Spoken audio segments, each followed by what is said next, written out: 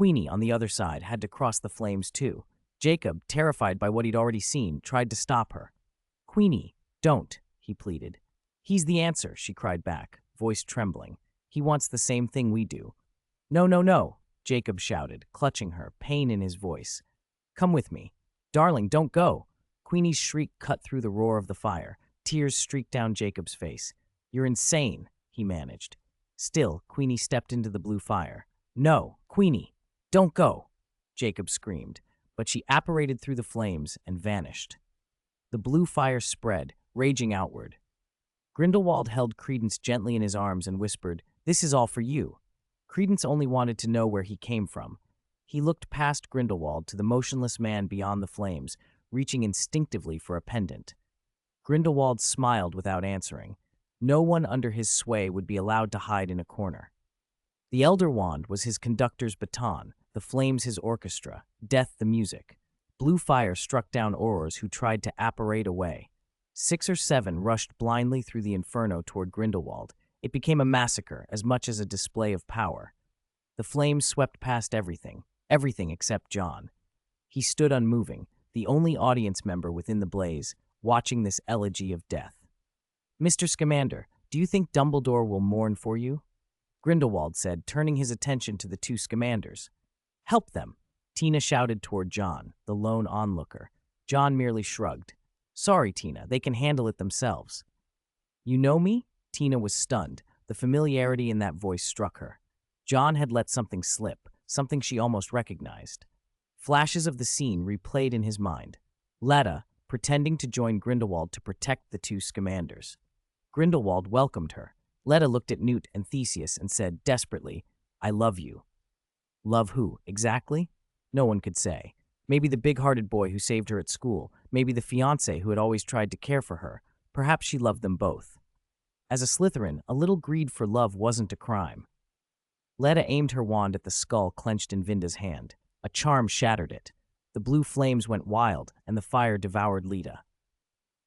John watched without expression as Theseus lunged forward through the flames, almost swallowed. The cries of the wounded echoed endlessly.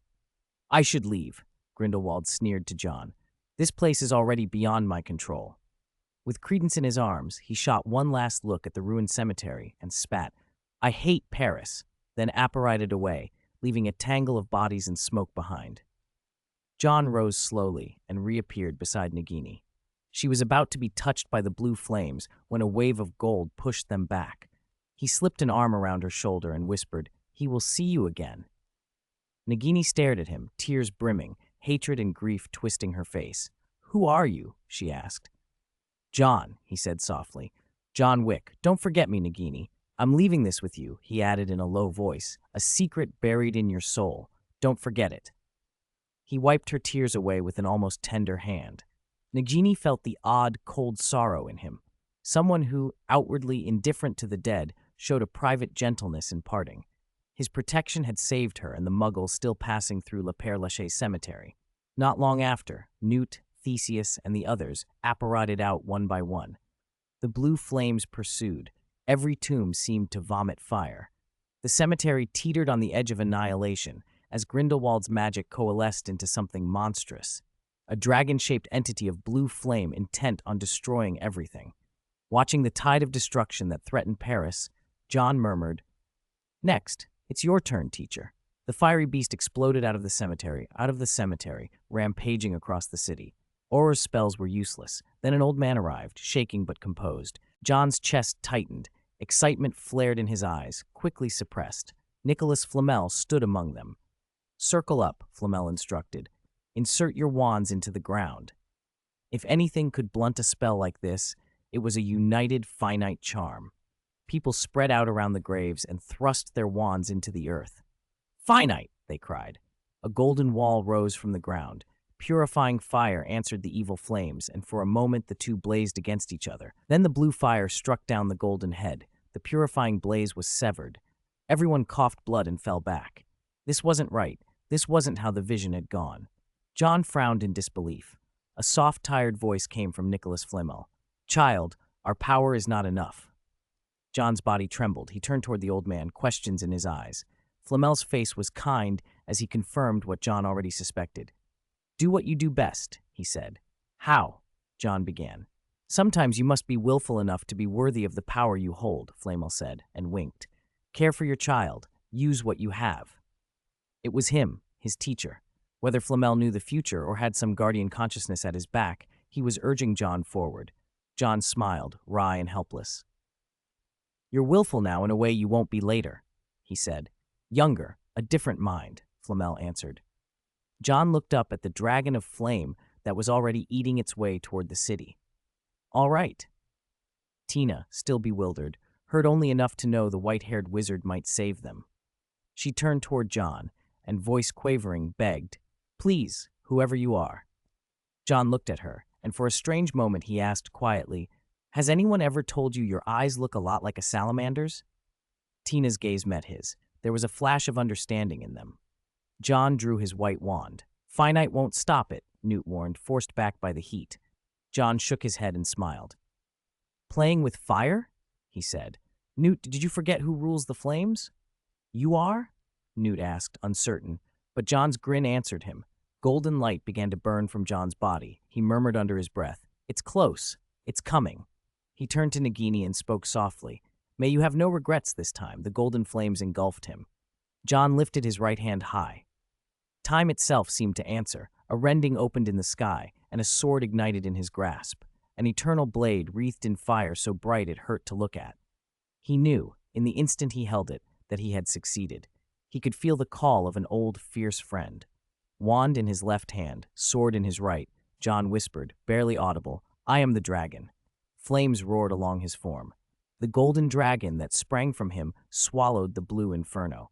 Gold and azure collided, and the clash turned into a blinding, ultimate white. A ringing filled everyone's ears. The white light stole their sight. 542, Chapter 5 or 42. The terrifying light faded, and La Père Lachaise cemetery lay in ruins, its golden and blue traces gone. Chapter 557, 1997, Mr. Wick receives. It had been a week since John returned from Hogwarts. The excitement of duels and dragonflight still quickened the heart of the middle-aged man who called himself Watson Wick. His wife, Mrs. Wick, had her own opinion of his renewed boyishness. "What do you think about me riding Kiki to work?" she teased. Watson looped an arm around his wife's slender waist and whispered something mischievous in her ear. Mrs. Wick rolled her eyes. "That would be something," Watson murmured to himself, licking his lips. "I just don't know how fast Kiki can fly." He kept teasing until his wife, fed up, gave him a sharp chop to the neck that sent him into a groggy, infantile sleep.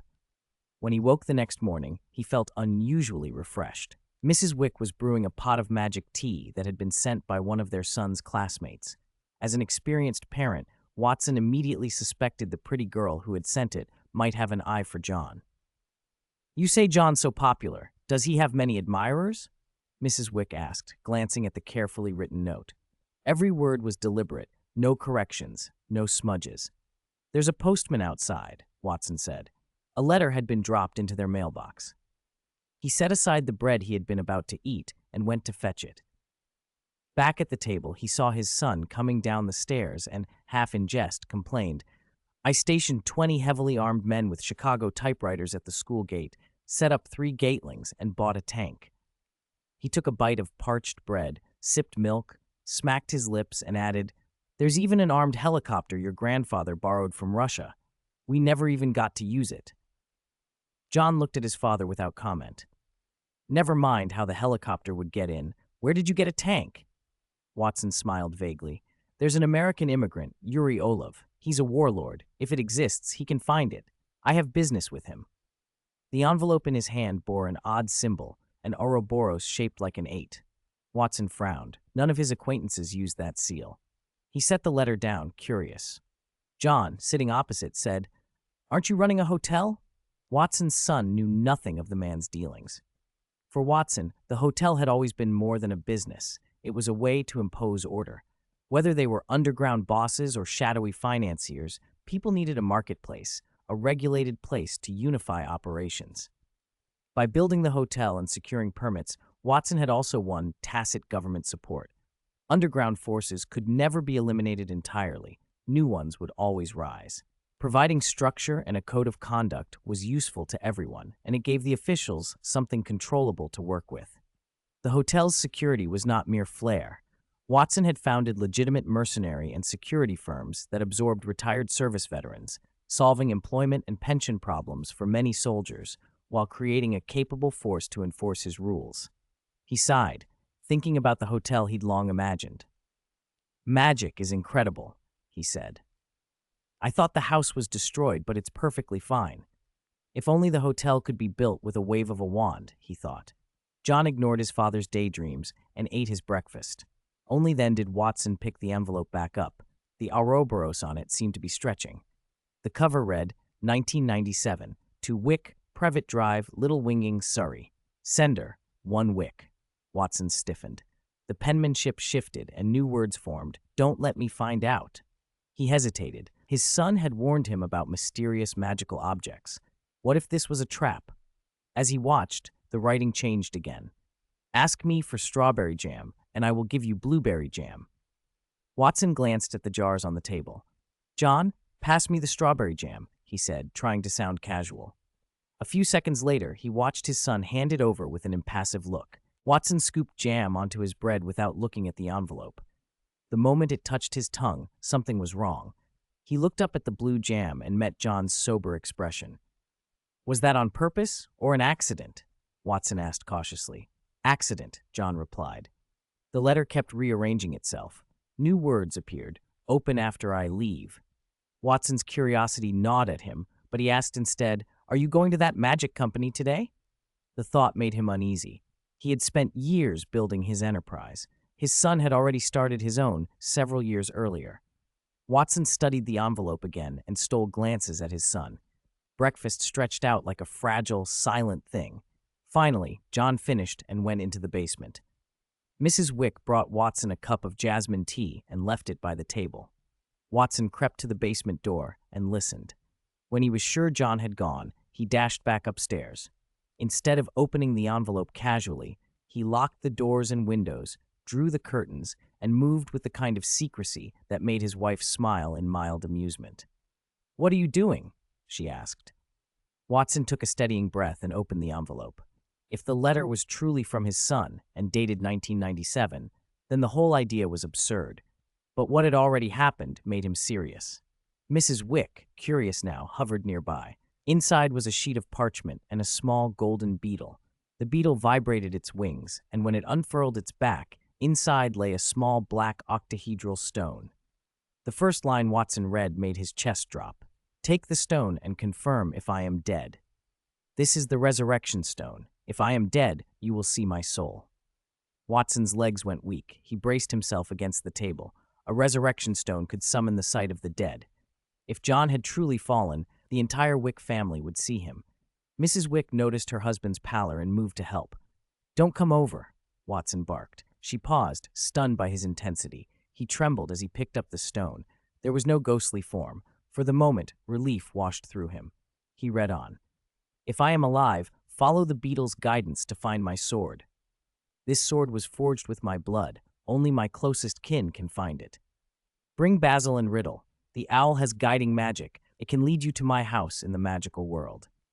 As Watson read the final line, the parchment folded itself into a card the size of a business card, the Ouroboros glowing faintly.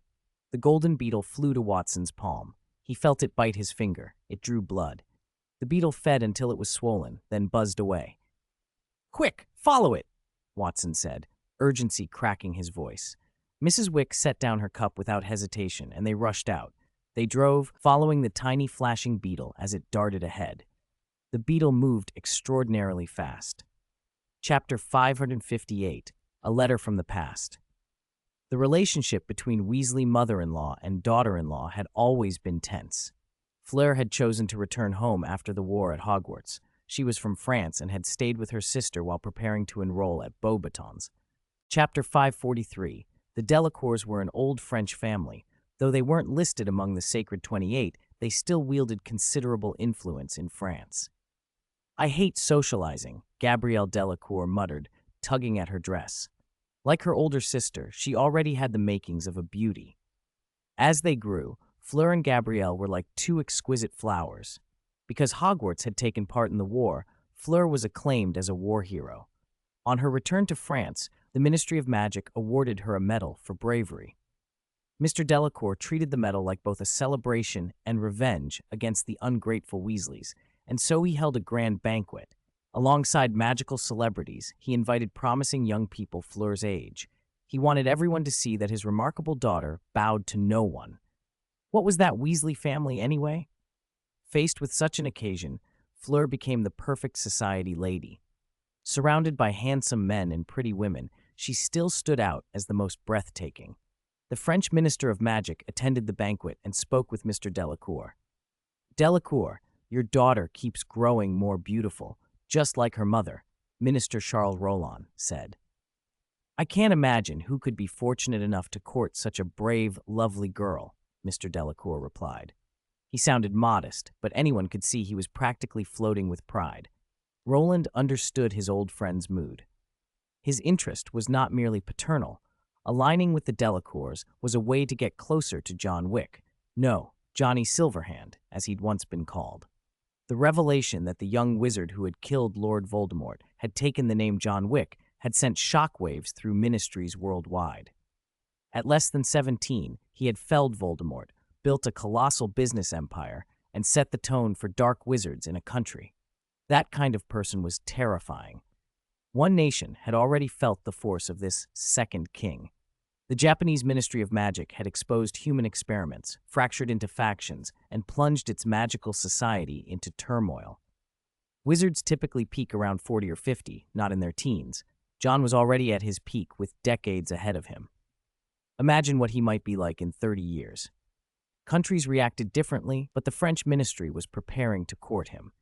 That partnership would be both a massive deterrent and an enormous opportunity, politically and economically. Anyone who could secure favor with the Silver Hand Group would reap huge benefits. Old Barty, once excluded from the run for minister, had risen to unprecedented success after meeting John. Charles Roland was hardly immune to envy. His term didn't have many years left. If he didn't accomplish something now, he might never make his mark. Befriending the Delacours, even if it couldn't yet buy direct access to John Wick, was a step in the right direction.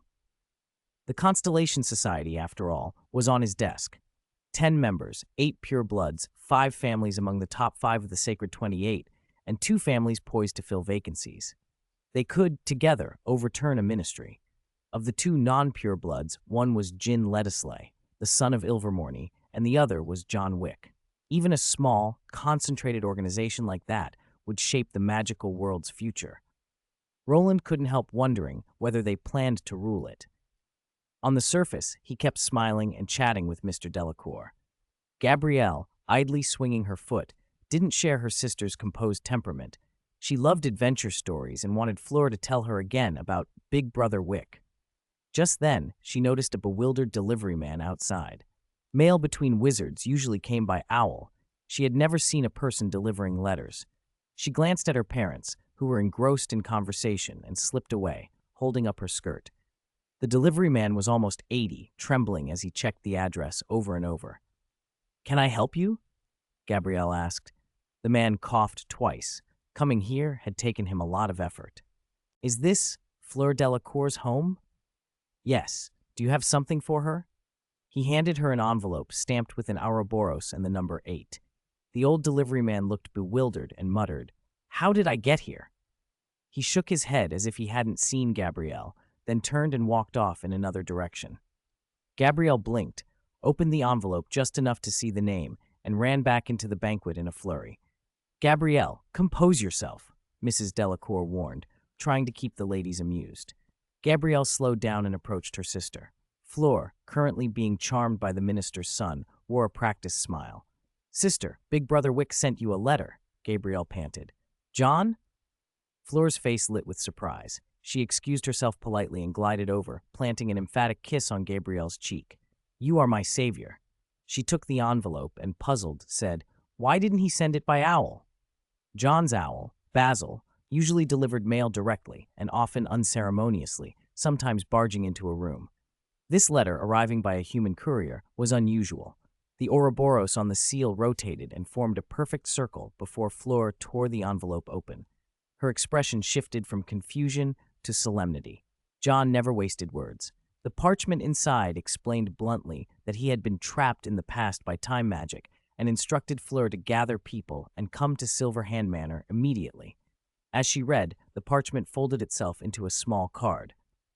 "Dad, I'm going back to Britain," Fleur called, voice ringing through the hall. Mr. Delacour froze mid-conversation with Minister Rowland. Leave so soon after returning? But Fleur had already begun discarding her formalities. She ripped off her cumbersome dress, drew her wand, and sent a blue jet of light into the fireplace. The flames flashed green and blue, and she stepped through the hearth. The minister swallowed the word ladylike that hovered on the tip of his tongue. "Your daughter is a woman of action," he said with an awkward laugh. Mr. Delacour forced a proud, if embarrassed, smile. Later, the same delivery man walked down a street in Godric's Hollow with a third letter. He compared the address carefully, circling the area a few times, scratching his head. "This is strange, it should be here," he muttered. A voice, suddenly close and old, said, "I suppose that one's for me." Startled, the delivery man turned. An old man stood before him, white whiskers scorched as if singed. The man's sudden appearance bewildered the courier. "Excuse me, are you Professor Dumbledore?" the delivery man asked tentatively. Chapter 559. Father and son wield swords. Have you seen Fast and Furious? There's that family hero who hits the nitrous at the drop of a hat. London had someone like that. She wasn't using nitrous, but her speed had just blown past 2 speed cameras. The car god of Canary Wharf. Terrifying indeed. Watson sat in the passenger seat, white-knuckled, clutching his belt. He hesitated before speaking to his wife, who was driving. "Actually, we could slow down a little." "Shut up," Mrs. Wicks snapped, stamping the accelerator. The sudden surge pinned Watson to the seat, and he fell silent. The GTR she'd been chasing shrank in the rear view. Watson regretted, quietly, having modified the car behind his wife's back. This speed was beyond his control. Mrs. Wicks' eyes went cold and focused as she tracked the golden beetle ahead.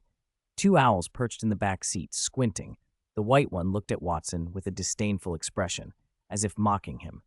Ever since she learned her son was trapped, Mrs. Wick had turned into an outlaw. They were driving wildly enough to draw a dozen police cars in pursuit. Watson's phone vibrated. Yes, Mr. Mycroft, it's Watson," he said. Mycroft spoke calmly. "I understand you have a reason. It's not a chase in the usual sense, and there's no bomb. The hotel matter will proceed as scheduled." "Could you please withdraw the officers?" Watson asked. "My main concern is they'll crash," Mycroft replied. Watson scarcely had time to respond before Mrs. Wick pulled the handbrake, twisted the wheel, and performed a textbook drift around a corner using a drainpipe to pivot. The police cars behind, taking the turn too fast, smashed into each other in a chain of 5 collisions, completely blocking the road. There was a puzzled voice on the other end of Watson's line. "Watson, what was that sound?" Nothing." No sooner had Watson said it than an explosion ripped through the air. He swallowed hard, glanced back, and repeated as if to prove nothing had happened. Nothing happened. The man on the other end of the line stared at his phone, unconvinced. The golden beetle streaked ahead so fast that only someone like Mrs. Wick or a hunter could keep up. They sped across Tower Bridge and into London. The beetle was headed for the tower, so there was no need to rush anymore. They abandoned the smoking car and chased on foot. The golden beetle had stopped. Above the famous white tower, 2 owls, one black, one white, circled as if on guard. They forced their way into the complex and swept through the rooms until, in St. John's Chapel, they found a ragged hole in the ceiling. Sunlight poured through. The golden beetle hovered suspended in that beam. Beneath the brown prayer stand, a faint sword-shaped silhouette shimmered in the light. "Is this John's sword?" Watson breathed. The beetle lay prostrate across the hilt. A red gem on the pommel pulsed with an inscrutable glow. Watson and Mrs. Wick exchanged a look and stepped closer. Watson reached out, took a breath, and his hand passed clean through the hilt. "What's going on?" he muttered, trying again. The sword was clearly there, but it would not be touched. Mrs. Wick tried as well. Her fingers met only air. "Magic," she said. A sudden memory struck Watson, his son's words. He murmured, This sword was forged with my blood. Only those closest to me can find it. The beetle, prostrate on the hilt, confirmed the thought in his mind.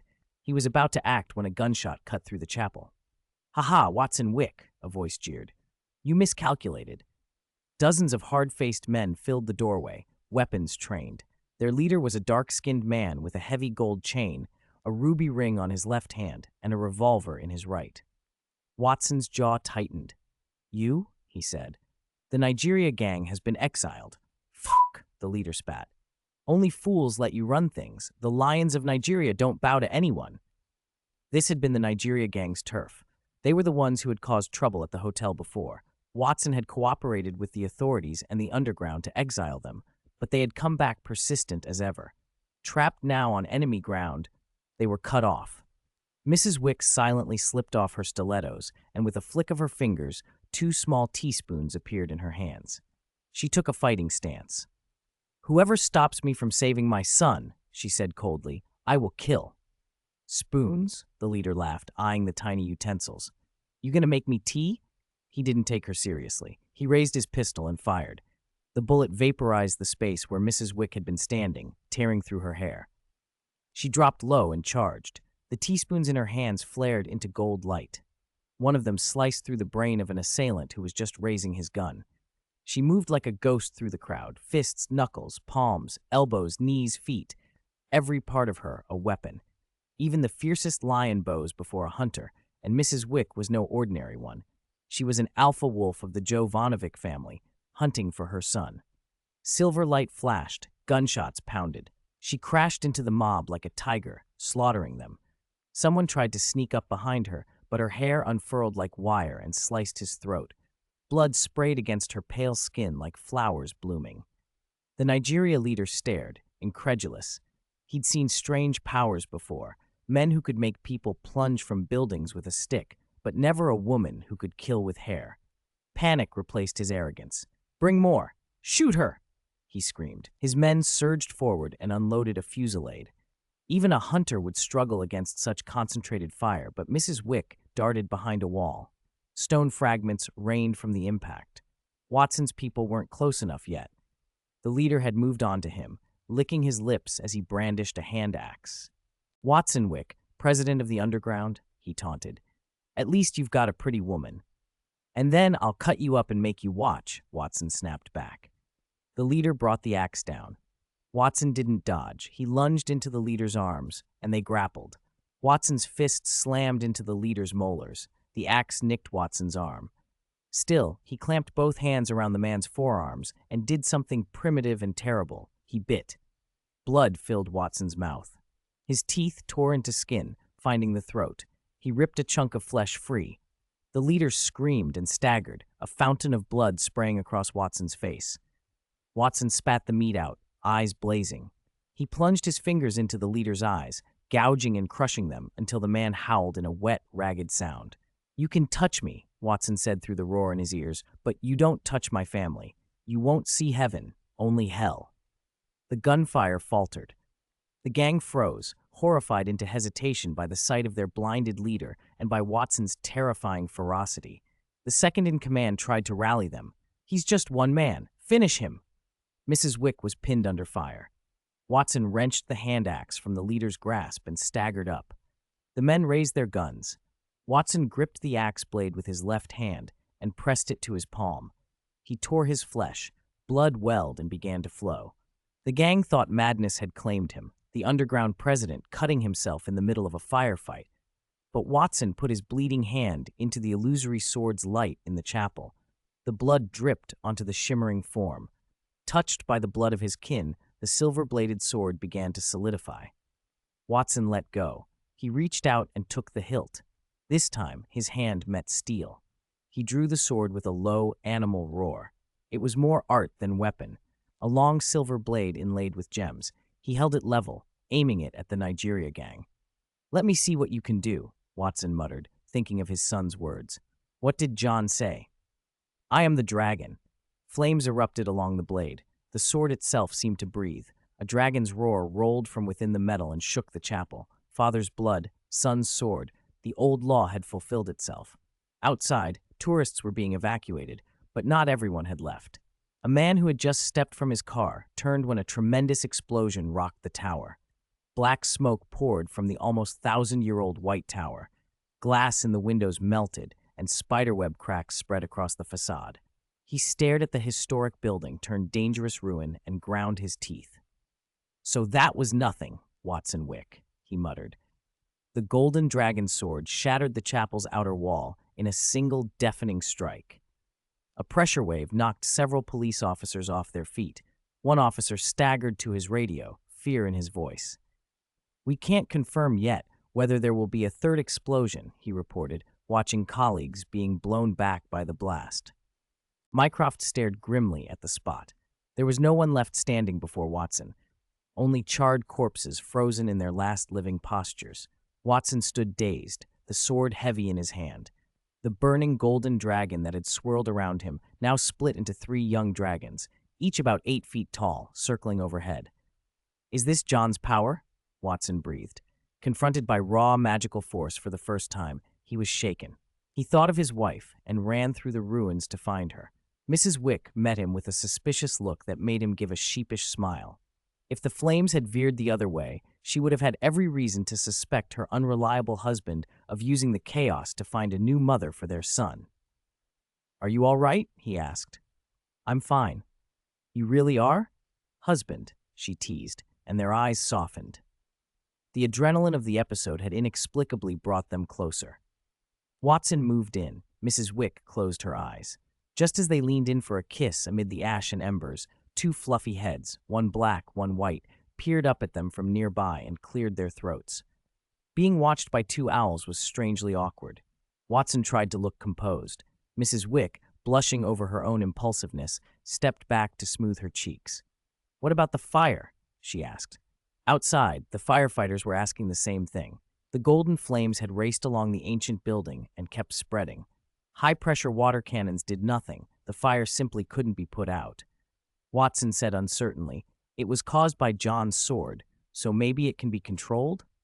He raised the silver-veined sword and ordered, "Recall the fire." At his command, the 3 dragons roared, beat their wings, and flew out. Wherever they passed, the eternal flames were drawn back into their bodies. The thick, rising smoke dissolved. By the time the dragons returned, each had grown from 8 feet to 10. "What's John's next move?" Mrs. Wick asked, standing up. "Right, our son." Watson startled, then gathered his thoughts. "We need to go to his house in the magical world." He turned to the owls. "Do you know the way?" Riddle nodded and spread his wings, taking flight. Watson grabbed Mrs. Wick's hand and followed. They hurried past the charred remains of the Nigeria gang and hurried down from the White Tower. Outside, the scene was already cordoned off. Armed forces, police, firefighters, bomb disposal teams. "Watson!" Mycroft's voice cut across the chaos. Watson saw him and, despite everything, felt a flash of relief. His car was smoking and being doused by firefighters. He hustled Mrs. Wick over. Both men spoke at once. "Don't you have an explanation?" Mycroft demanded. "Give me the car keys. This is urgent," Watson replied. Mycroft blinked. After having an ancient chapel nearly detonated, this man wanted the car keys? For all his annoyance, he barked at the driver. "Give him the keys." He fixed Watson with a hard stare. "You'd better have a full explanation before 3:45 this afternoon." "I will." Watson took the keys and jumped into the passenger seat. As the black SUV fishtailed out of the cordon and clipped 2 police cars, Mycroft rubbed his forehead. If what Watson had done wasn't in the national interest, he would have had him arrested on the spot. As it was, he covered his nose with a handkerchief and went into the worst damaged part of St. John's Chapel. He surveyed the corpses. When an MI6 agent accidentally touched one, the body crumbled to powder. There was a minimum temperature of 1,000 degrees Celsius here, another agent reported. Mycroft shook his head, staring at the figures frozen in living poses.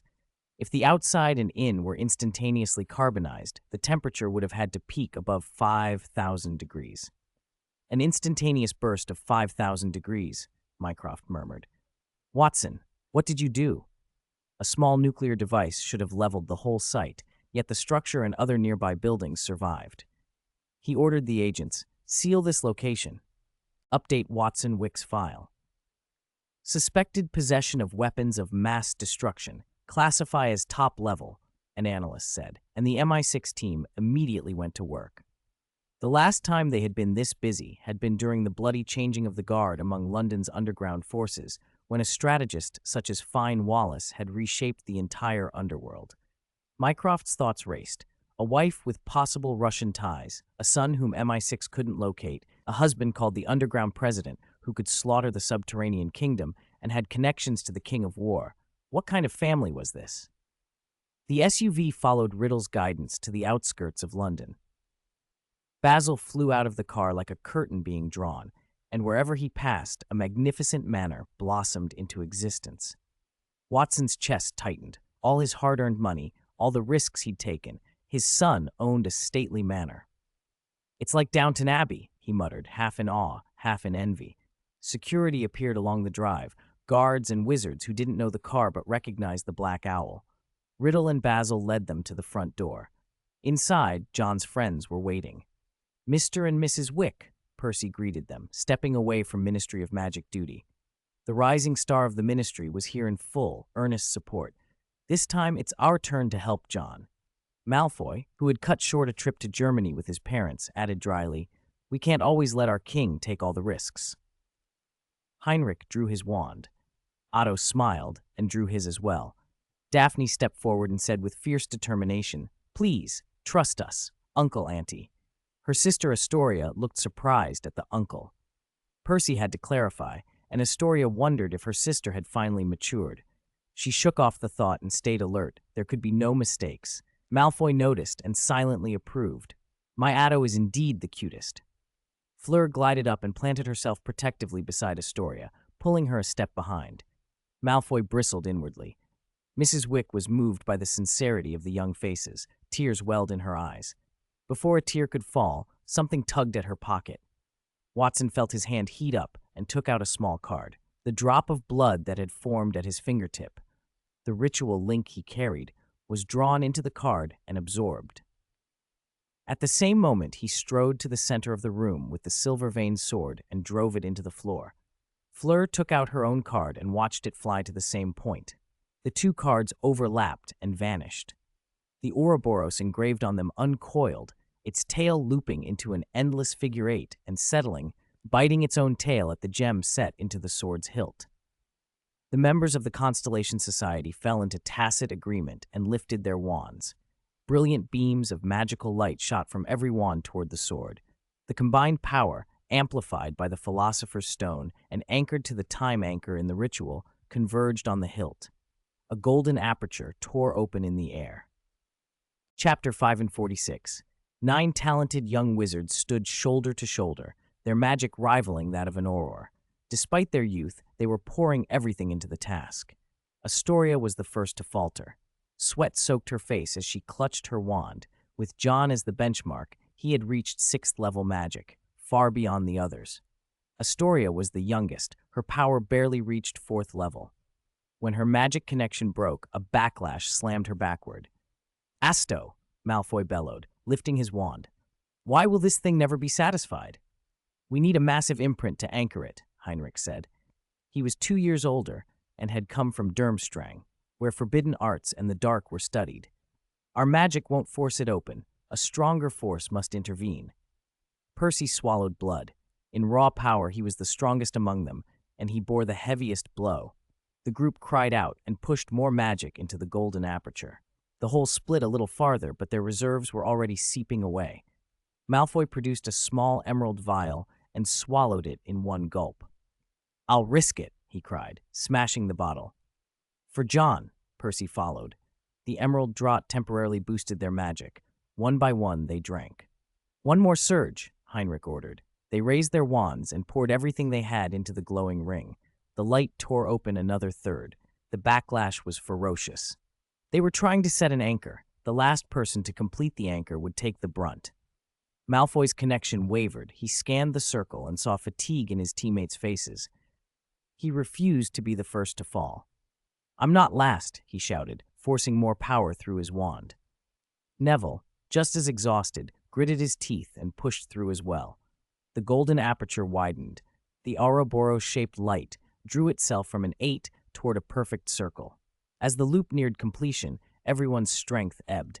The taboo's recoil even made Malfoy's recently clipped hair regrow. "Are we going to fail?" Heinrich said through clenched teeth. "Our leader is still waiting." Malfoy's vision blurred. His wand began to sag. Just as it was about to fall, a rough hand closed over it. The scent of earth and flowers filled Malfoy's nose.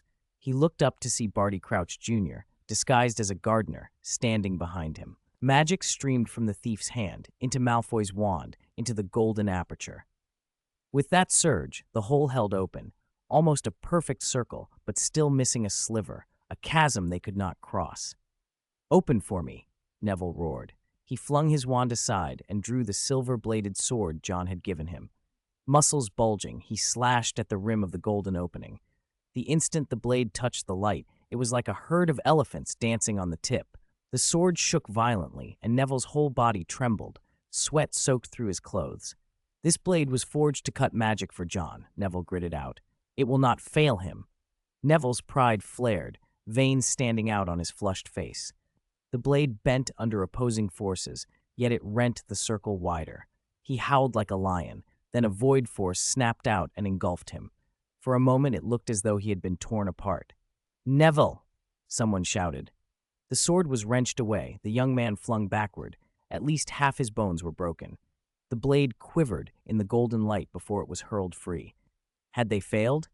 The backlash was about to smash them, but then, at the threshold, a colossal surge of magic, thick and roaring like a bucket of lightning, struck true. That last stubborn gap the others could not close was rent open by that overwhelming force. The Ouroboros completed its loop, that the anchor imprinted itself into space. They all saw the newcomer and were stunned. Even without the Elder Wand, he was still the greatest wizard among them. Dumbledore stood there, white smoke levitating from his wand. The effort to release magic seemed to scorch the once powerful stick. Within his aged frame, there now burned a force approaching, perhaps even reaching 8th-level magic. Did it succeed? Watson asked uncertainly as he stared at the golden anchor. The silver blade trembled. Then a thin line of light extended from the golden beetle and snapped into the anchor. The sword erupted in flame, then transformed into a massive dragon of white fire that shot skyward and plunged into the anchor. The blade vanished into the imprint. Paris. Through the time anchor, John used the anchor's connection to summon the silver blade. Vast magic descended with the anchor's formation. John drew the sealed, pure power he had kept in reserve. As that magic fused with him, purple lightning flared in his eyes. He inhaled deeply and stared down at the roaring blue fiendfire he had conjured. "This is precisely the reserve I need to open the time flash," he murmured. Without hesitation, he transformed into a dragon and rose into the sky, flinging an hourglass filled with time sand into the air. Pure, silvery souls spilled forth in a sphere. His entire magic and the power of the silver sword were focused in a single stroke that exceeded the explosion inside the pyramid. The clash of forces became a blinding white light, sweeping across the graveyard and wiping out tombs, including the Lestrange Mausoleum. The light contracted to a mote of dust and then vanished. Newt and the others stood staring at the giant crater, dumbfounded by the devastation. John, as he had planned, stepped into the time flash. Inside the time flash, moments stretched and slid past like an ultra-fast slideshow. John felt dizzy as scenes shifted at impossible speed. He clutched the flying golden beetle. When he grabbed it, the world snapped still. "Finally, I'm going back," he breathed. Time flash elongated a single second into an eternity. John saw Nagini crying, Credence closing his eyes. He shut his own eyes and whispered, "Send me back." He pulled on the golden beetle. The marked time anchor began to rewind history. John's body climbed through scenes until a blue planet spun beneath his feet. Then he kept going, heedless. Something was wrong. He felt it immediately. The spaces around him had become chaotic, infinite overlays where distance and direction meant nothing. Concepts like up and down dissolved. A terrible magic corroded at him. Black energy crept across his face, making his features spasm. This isn't the original dimension, he realized. A consciousness pressed at his mind. John forced a clumency on, shutting it out. His steel training settled his thoughts. The Philosopher's Stone set into the pommel of the silver blade glowed red. Frost scabbed the exposed air. A white wolf emerged, spectral and enormous. This place is unaffected by time, devoid of spatial concepts, soaked with dark magic, he thought, heart-pounding. He used an old trick. He traced a Mobius strip in the air with his wand. He meant only to stall the creature briefly, but the strip held with unprecedented strength. As he worked, streams of raw magic flowed into him. His own power surged. He felt it climb so quickly he could have eclipsed Dumbledore. For a stunned moment he wondered, if this was a dimension of magic, could he control the magic in it? He drew in more and more until the master of the place was alarmed. A pair of eyes, immense and awash in distorted purple light, fixed on him and spoke without moving. "Who are you?" Chapter 547. Those eyes were full of dread. The Lord of Dimensions loomed there, vast beyond planets, unbound by time. As master of that plane, he had never seen anyone come in and begin to absorb its magic. John felt the power within him surge. This place was a wizard's paradise, but it was a paradise only for him. He glanced up as a dark pressure swept around him. His body died in an instant and revived the next. He checked the time corridor on his wrist. Without the restrictions of ordinary magic, he was effectively immortal. "This place called me," John said, taking in the shifting fields of power and ignoring the terrifying entity. "So the next jump should put me back on my original timeline." For someone with the blessing of automatic magic absorption, this plane was utopia. His casual disregard infuriated the Lord of Dimensions. John died nearly 100 times, and every time he came back immediately, leaving the Lord of Dimensions stunned and powerless to stop him. John grinned at the white wolf at his side, then at the cosmic lord. "I'll leave you a present," he said. "It's too dark here for me." John tugged on the golden beetle. His body vanished. For reasons the Lord couldn't quite name, he felt a relief. The wizard was too unpredictable. If he had stayed, his own position might have been threatened. He absorbed the power of the dark dimension. Who is he? The Lord wondered. Suddenly, the white wolf broke free. A calamity that could rend an age spilled into the dimension. The creature's release sent shockwaves that began to unravel the plane itself. Inside Silverhand Manor, everyone had been waiting with bated breath. When the golden aperture imprinted itself, the Ouroboros, biting its own tail, seemed to freeze. The radiance fixed, as if someone had snapped a shutter and held the world in a single frame. Malfoy's breathing slowed as he peered at the anchor. "Did it work?" he asked cautiously. Heinrich watched too, unable to tell. Of all the assembled, Dumbledore was the most experienced with such rites. The old man, who had finally taken a breath after so many crises, bore the strain of the taboo's backlash. "You finally took this step, John," Dumbledore said, looking at the time anchor with complicated tenderness. "Taboo makes people fall." Dumbledore had seen astonishing things in his life, but the scale of what John had achieved was beyond ordinary measure. In terms of forbidden arts, Dumbledore knew even the most senior unspeakables could not match what John had touched.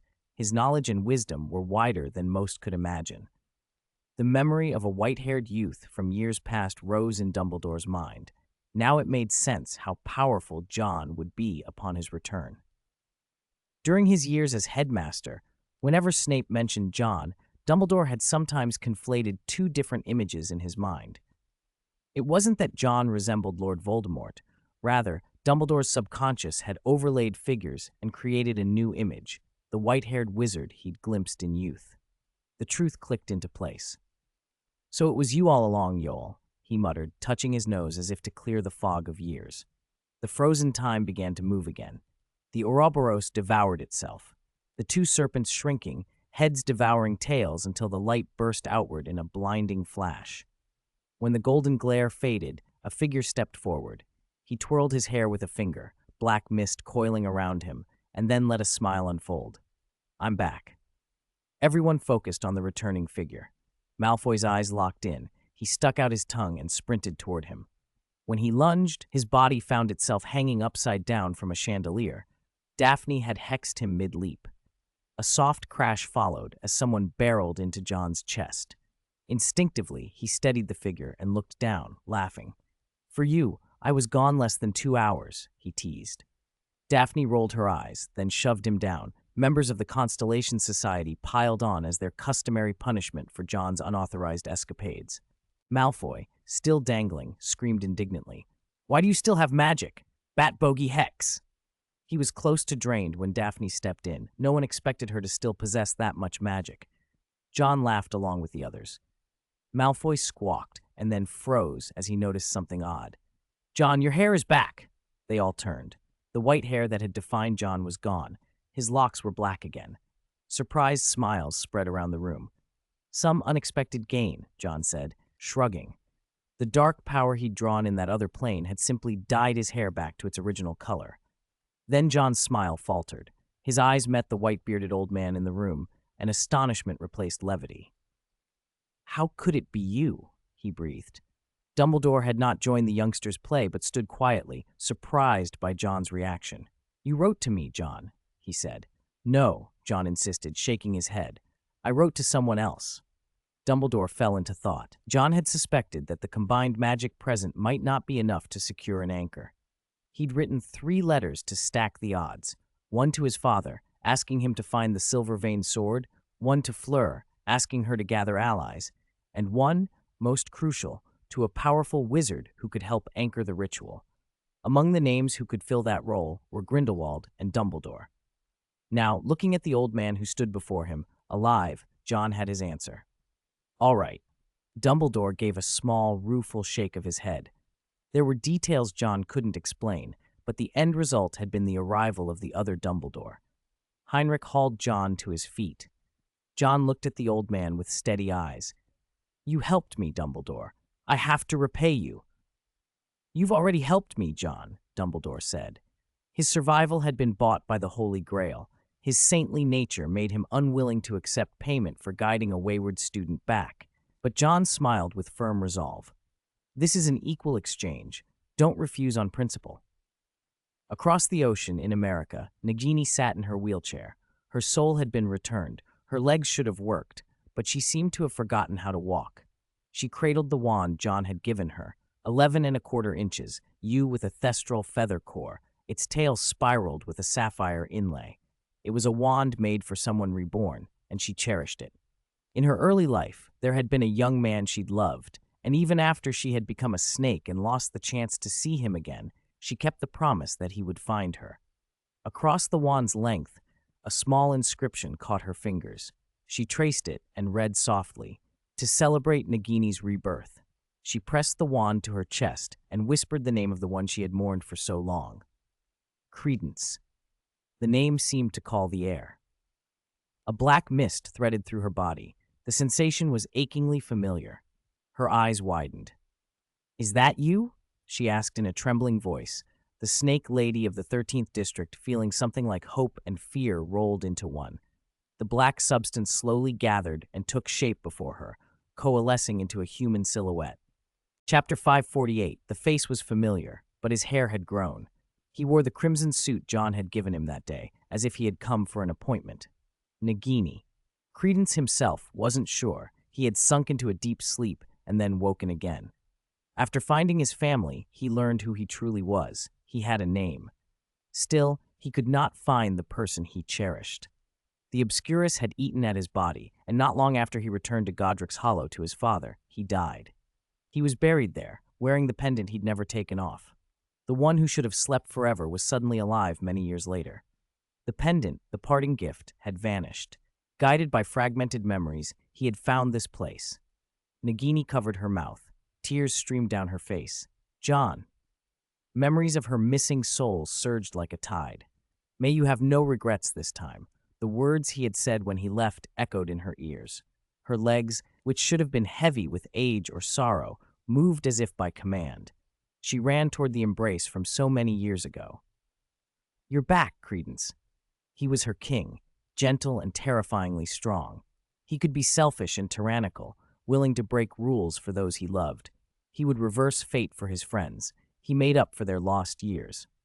One of them should have died before, the other should have been a vessel of evil and died later. But John would not let that tragedy stand. Where tragedy had claimed them, turned into smoke and memory, he stitched them back together. The broken-winged birds had found one another again. She ran to the young man she loved to touch him, to embrace him, to be with him. Warm and real, not the shadow or monster others had feared. There were no premature deaths now, no inhuman great snake, only two lovers reunited. He should have been a wisp of smoke rushing to her. But John, the domineering yet gentle king, would not permit tragedy. John Wick, a selfish Slytherin, an alchemist who believed in equivalent exchange, selfish in love yet lavish in what he repaid to those he cared for. He did not pretend to be a saint. He was beloved by his people because he took responsibility in his own ruthless, compassionate way. Godric's Hollow.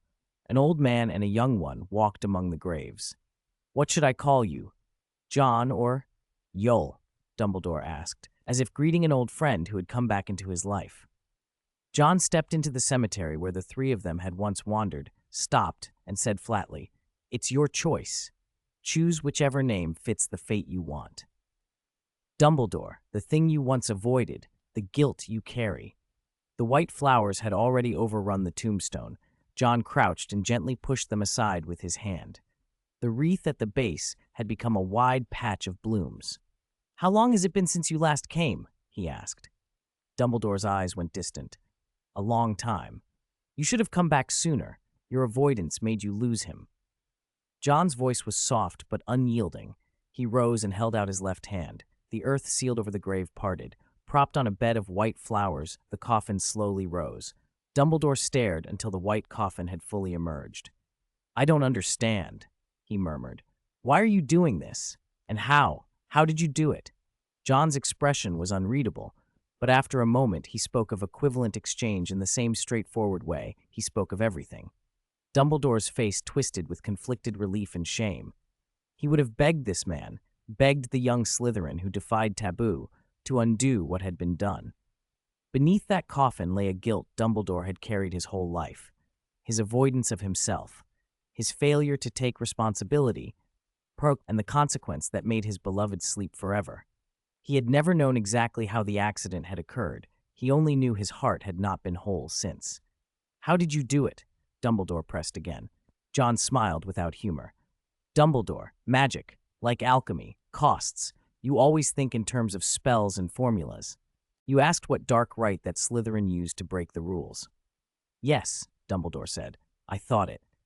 "You are predictable." John looked him straight in the eye. "My soul, Dumbledore. I split it." "My soul." The old man took 2 startled steps back. "Why would you split your own soul, John?" "Perhaps because of her, the chaotic, sincere kindness of that flower, willing to be my eyes." John touched his chest and drew a line with one finger. "Equivalent exchange. I made a bargain with her." He sounded neither proud nor ashamed. "I made a Horcrux." Dumbledore's breath caught. "Horcruxes?" But Tom Riddle's method required murder, required blood, bone, flesh. John took a thin golden scale from a small bag and set it on the grass. "A Horcrux requires sacrifice. Voldemort's way was to steal lives. I chose to pay with my own soul, split it, and anchor a piece for her." He produced a small, trembling token, a tear from Dumbledore's beard, caught as it fell. He let it drop on one pan of the scale. It dipped. Guilt. From a moving portrait, snatched forcibly from the Hogshead Inn, a small painted face flitted out and John placed it on the same side. Regret. Then, with a slow, intimate motion, John tapped his temple and drew out a filament of silvery light, a memory made physical. He let it thread onto the scale. Devotion. Opposite those 3 items, John laid the white flower that had grown on the grave. The scale, already tilted, wavered as the weight of the flower pressed against the compiled sorrow, regret, and devotion until the 2 sides finally balanced. John produced a scepter that represented resurrection. He held it over the coffin and intoned ancient, obscure notes. The golden metal of the scepter softened, then melted. A molten, liquid gold flowed from it and pooled into the gaps of the coffin. The withered bones within began to unravel, melt, and fuse with the golden stream as if being rewoven. He opened a small vial and sprinkled dirt into the coffin, soil from the place of birth. Then he plucked a single white blossom from the surrounding wreath and threw it inside. Chapter 549, Flower of the Final Abode. A body indistinguishable from Ariana appeared in the coffin. It was the same spell and preparation Herpo the Foul had once used for his resurrection, but it benefited John instead. It also spared him the trouble of devising something else.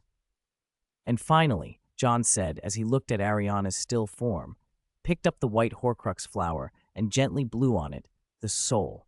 The white flower dissolved into petals that drifted toward Ariana. After a long silence, the girl's eyelashes trembled. Bathed in the twilight glow, she opened sky-blue eyes. So many years had passed, nearly a century of regret, and even the greatest wizard could not contain his emotions. Dumbledore's body shook, his old eyes filled with tears. He could not make out her expression clearly, but he knew his sister had returned. The regret and guilt that had haunted him for 100 years finally broke free, and he wept like a man who had carried his sorrow alone for too long. After loving the world for so long, Dumbledore let himself fall apart for his family. Ariana looked at the old man with a puzzled expression. Then she suddenly saw the boy standing there and stretched out her hand. John started and handed her his wand for her to hold. "Good afternoon, Ariana." Ariana was different somehow. She gathered herself and answered, "Afternoon, y'all." The orange twilight painted John's profile. "We should introduce ourselves properly," he said with a smile, extending his hand. "John Wick. Hello, Ariana." Ariana's life had been frozen at 6. Her existence had ended at 14. Now, at the age of 112, she had been reborn. John looked back at the scene before him, shades of crimson and blue, and felt the same quiet closeness he had seen in that empty safe house. The two of them leaned on each other, bound by necessity and comfort. Nagini let go of Credence's hand and ran to John, throwing her arms around him. "Oh my, gentle king." Nagini's tears soaked John's shoulder. Her voice was full of longing. "Aren't you tired, my king?" 3 flickers of time, 3 kinds of Dumbledore intertwined with the king who had always calculated everything. "Lean into my arms and sleep for a while. You're exhausted." John smiled. "Now that you mention it, I am a bit." With that, a great weight rolled off him. John had never had an older sister. Nagini's care was not quite maternal, but it was something he could surrender to completely. He could let go and sleep without guilt. Dumbledore? Let the old man have his moment. It wasn't John's concern. His gaze moved from Nagini to Credence. In a voice that had grown familiar to Credence, John said softly, "Credence, I think I'm a bit late." "Perhaps I should call you Dumbledore," Credence answered. "Ha, 3 Dumbledores," someone murmured around them. "Dumbledore and Dumbledore. It's hard to tell them apart." The voice mumbled as John's eyes fluttered closed, relaxing into Nagini's embrace. Credence lowered himself onto one knee and, with absolute devotion, said to the murmuring king, "Yes, I have found my place. My king, please allow me to follow you. This time I'm strong enough." He bowed his head, something he had not done even beside Grindelwald under a setting sun. Dumbledore, Dumbledore, Dumbledore. One represented the relief of atonement, another the devotion of having found a home, and the third the comfort of rebirth. Chapter 564, Sleepyhead. Adopted daughter John could have recovered in 2 hours, but he had a rare stretch of free time and decided to take a proper rest. He shoved his father out of the room. Watson had been pestering him annoyingly about which pretty girl was his girlfriend, and collapsed onto the bed while Basil and Riddle cooed a few pained notes. Tom wagged his tail and, with single-minded determination, chewed through a cabinet, knocking the owl's perch loose. Basil's feathers bristled in outrage. He flapped and chased Tom across the house. Mrs. Wick had to step in before Tom ended up concussed under Basil's talons. Watson cracked the blinds and peered out at the parked cars, just in time to see his wife return, a dog in her left hand and an owl in her right. "What's that?" he asked. After collecting their 2 little runaways, Mrs. Wick noticed the cars as well. "Government people," she said, glancing at Watson. He grinned awkwardly. "I can handle it." "She's still sleeping, that sleepyhead?" As soon as Watson said it, Mrs. Wick shot him a look. He shut his mouth sheepishly. The easy harmony of their marriage had reverted to him being the family's subordinate. You couldn't blame Mrs. Wick. Less than a month had gone by since John had disappeared from Hogwarts, and in that time her son had almost died twice. No mother could stand for that. If John decided to assassinate the president, she would buy him a ticket and go with him. The sound of the television floated through the house. Watson brightened and walked toward it. A girl holding a teddy bear sat entranced in front of Tom and Jerry, occasionally moving the bear's paw to make it seem involved. Mrs. Wick leaned on her husband's shoulder and looked at the child with a mother's smile. "I've always hoped John would have a little sister," she murmured. As a hunter, Watson had been surprised to have a child at all. He and Mrs. Wick had once tried for another baby when John was 3, but nothing came of it, and she had given up that wish until now. Ariana's arrival rekindled Mrs. Wick's dreams of a daughter. Her eyes shone as she looked at Ariana. "Look at her. She's beautiful, like a princess." Watson slipped his arm around his wife's waist and smiled. "We'll give John a surprise." Why was Ariana here? Who could say whether the old man who'd left a baby on a doorstep at night had the ability to raise her? If the Dursleys hadn't found Harry in time, he could have frozen to death on the porch. So Ariana had come back with John. Dumbledore had his reasons too. In this world, no one understood an obscurus like an obscurial, and the one perfectly balanced obscurial was John. There was no better place for Ariana than by his side.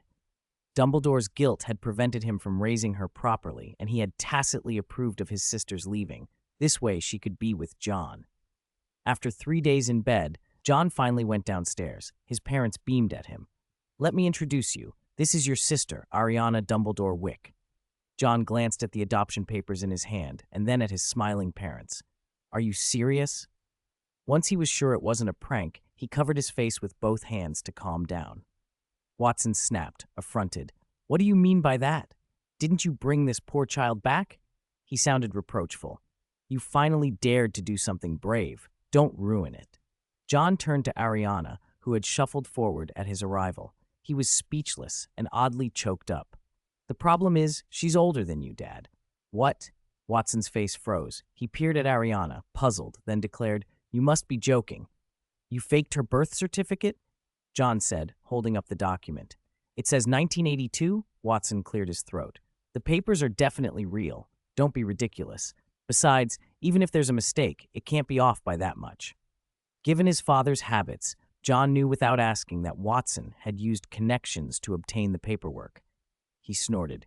"Or maybe it's 1884. What do you think?" 1884? Watson swallowed. He was at a loss, unable to reconcile the girl in front of him with any notion of being a century old. Ariana lowered her head, her mood suddenly somber. Death had changed her. The naivete she'd once worn was already fading, replaced by a cautious awareness of the wider world. Watson noticed and sighed. "I'm not abandoning you, Ariana," he said. Her face brightened when she looked up. Watson glanced at his bewildered parents and felt a quiet satisfaction. He had no intention of letting Dumbledore take her in. An obscurial near Dumbledore would be a liability he couldn't tolerate. The power an obscurus held was the kind that would make even Grindelwald try to recruit it. Better she be with them, where he could protect and shape her. He reached a decision and asked seriously, "Are you willing to become part of our family?" Ariana hesitated, lips trembling. Then, in a soft, fragile voice, she whispered, "Brother." His parents clutched their chests theatrically. Watson smiled. "You've made your choice, but you must be ready as well." He laid a hand on Ariana's hair, as a sister and as a daughter. Watson had thought this through.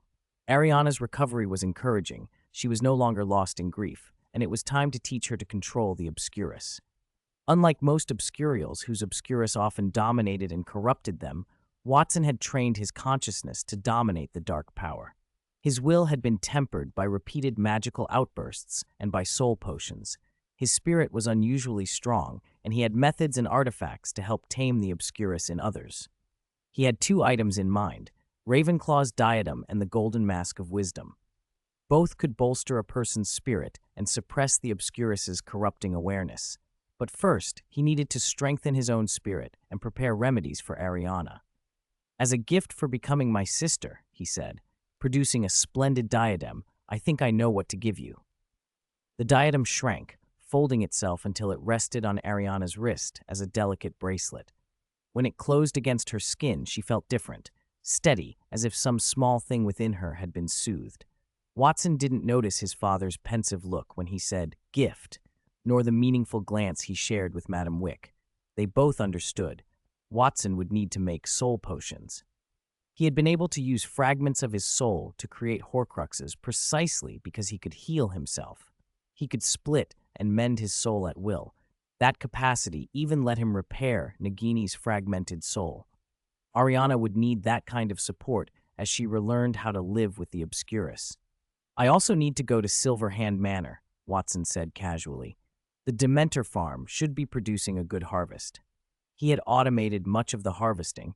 He knew not to overfish, so he cut back the frequency and sometimes let a willing dark wizard tend a few Dementors to keep numbers steady. It was profitable, and he thought satisfying. When he returned from Silverhand Manor later that day, he found Ariana gone. His parents and Tom were missing too. But he wasn't worried. When night fell, the sound of a car pulling up announced their return. Laughter spilled through the open door. Watson watched them unload bags, boxes, and a huge stuffed bear carried by the man who had driven. Ariana hugged a smaller plush to her chest and stared at the giant bear as if it were the most wondrous thing in the world. She and Watson's parents had clearly been to a Muggle department store. They came back laden with packages. If the Ministry of Magic knew an Obscurial had just been wandering a Muggle mall, they'd probably have a fit, but Watson only smiled at the happiness radiating from Ariana. Chapter 565, Silver Hand Branch, Showing Goodwill.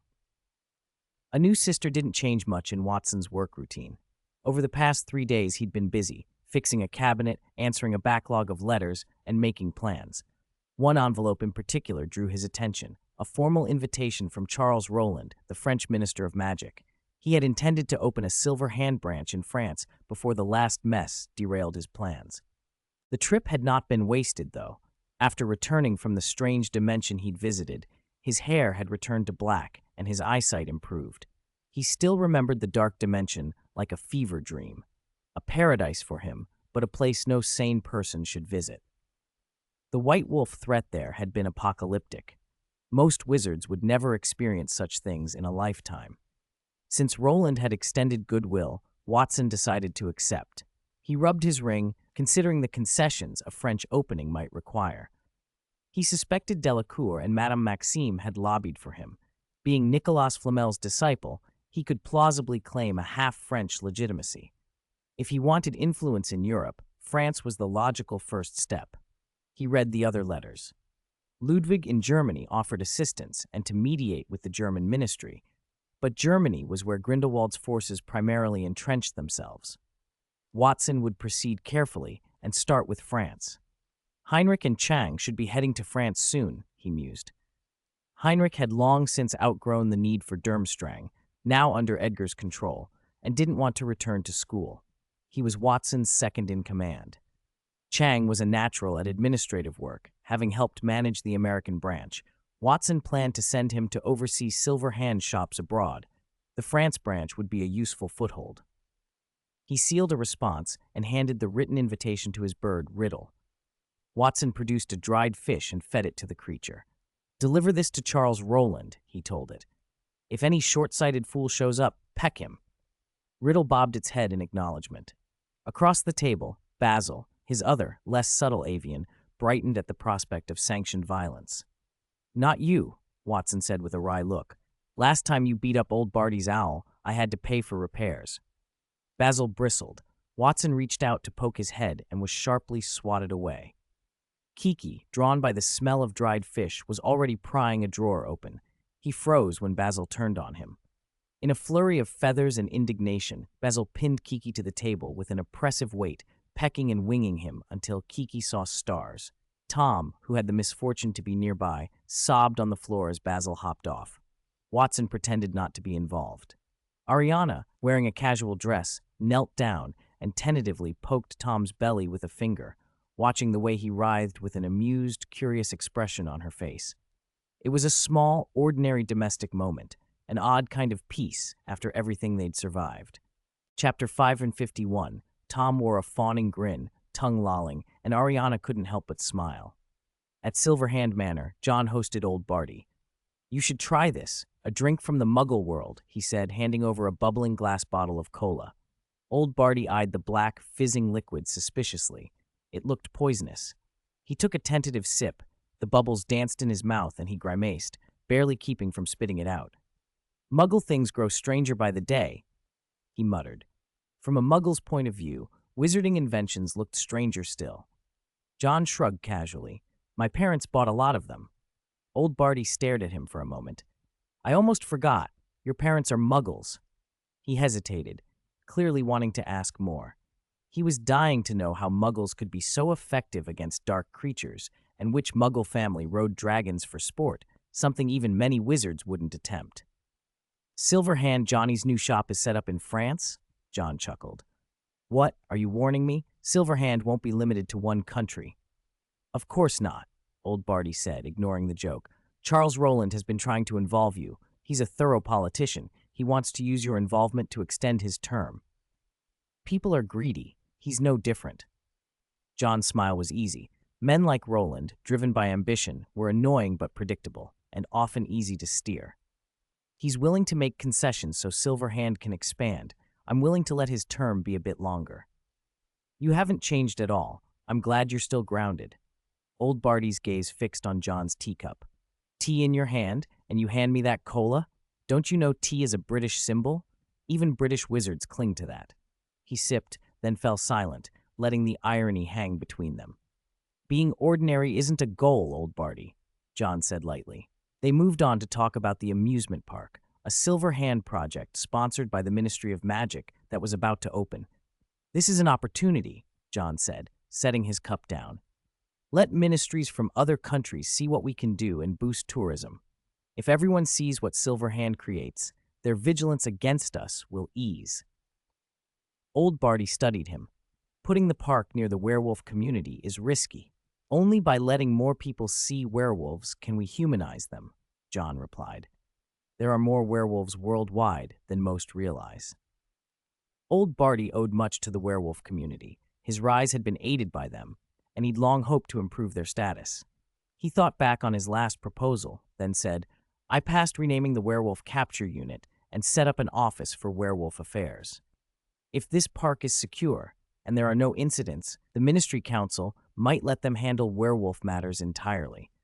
That would effectively return autonomy to the werewolves on many fronts. Werewolf incidents would be subject to werewolf review. Wizards could no longer casually kill werewolves and claim they were dealing with a magical creature.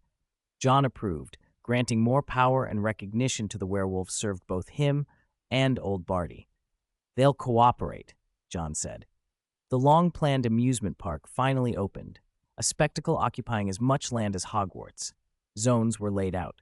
The Animal Zone, Plant Zone, Aurora Zone, Extreme Zone, Flying Zone, and Celestial Zone. The showpiece was a Quidditch pitch built to World Cup standards, a permanent, awe-inspiring stadium and the future home for regular internal competitions. John had worked with the Department of Magical Games and Sports to reform Quidditch into a proper league. Top Wizard Tournament, Senior Wizard Tournament, and Junior Wizard Tournament, with promotion and relegation, 2 up, 2 down. The system kept league numbers stable and made matches more watchable. The league would kick off officially in August. The park also offered cuisine from both the magical and muggle worlds, and parade bands whose performances might randomly trigger delightful Easter eggs. John munched ice cream and watched a dozen ministers of magic from around the globe tour the grounds. As they went deeper into the park, their faces turned from skepticism to astonishment. The Quidditch reforms smelled of opportunity. Politicians, trained to spot potential gains, realized the commercial value.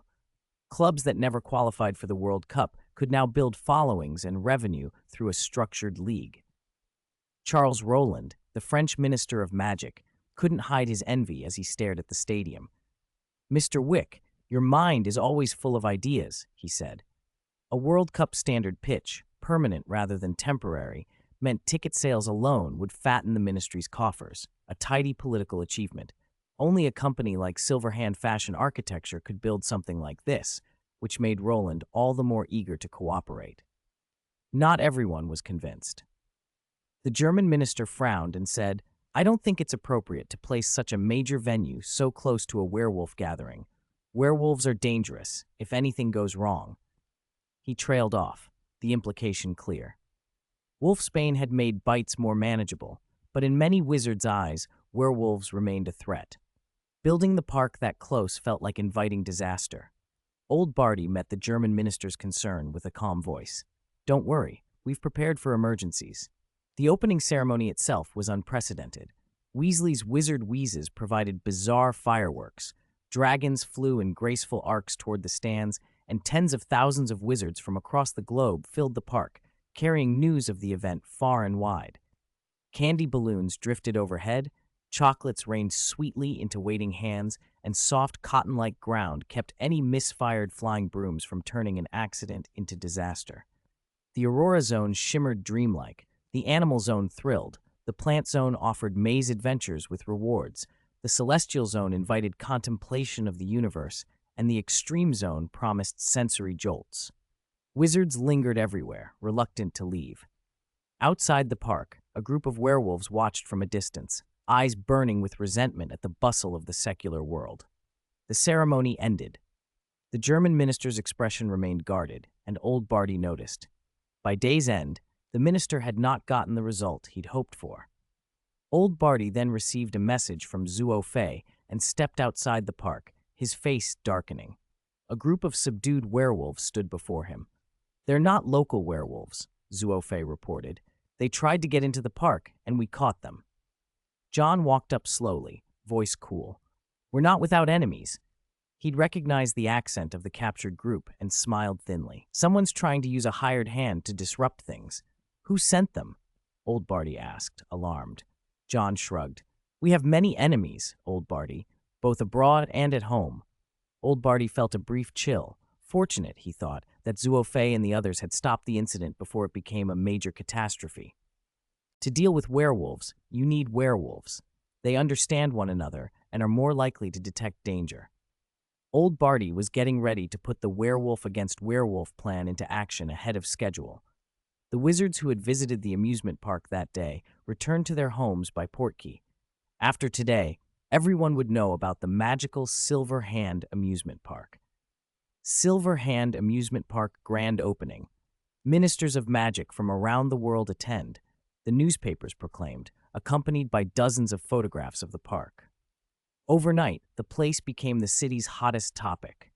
Local wizards who had been dreaming of a world-class Quidditch pitch ever since the Diagon Alley and Nocturne Alley tournament poured in as soon as they heard the news. The Weasley twins were busier than ever. Even Ron and Bill had been drafted to help. Their products were almost always among the park's top 3 best sellers. "Bill, you seem to have lost your girlfriend," Fred said casually, and Bill visibly sank. It wasn't meant to be cruel, but Fred's remark hit a nerve. Bill had been caught between his duties as a son and his relationship with Fleur.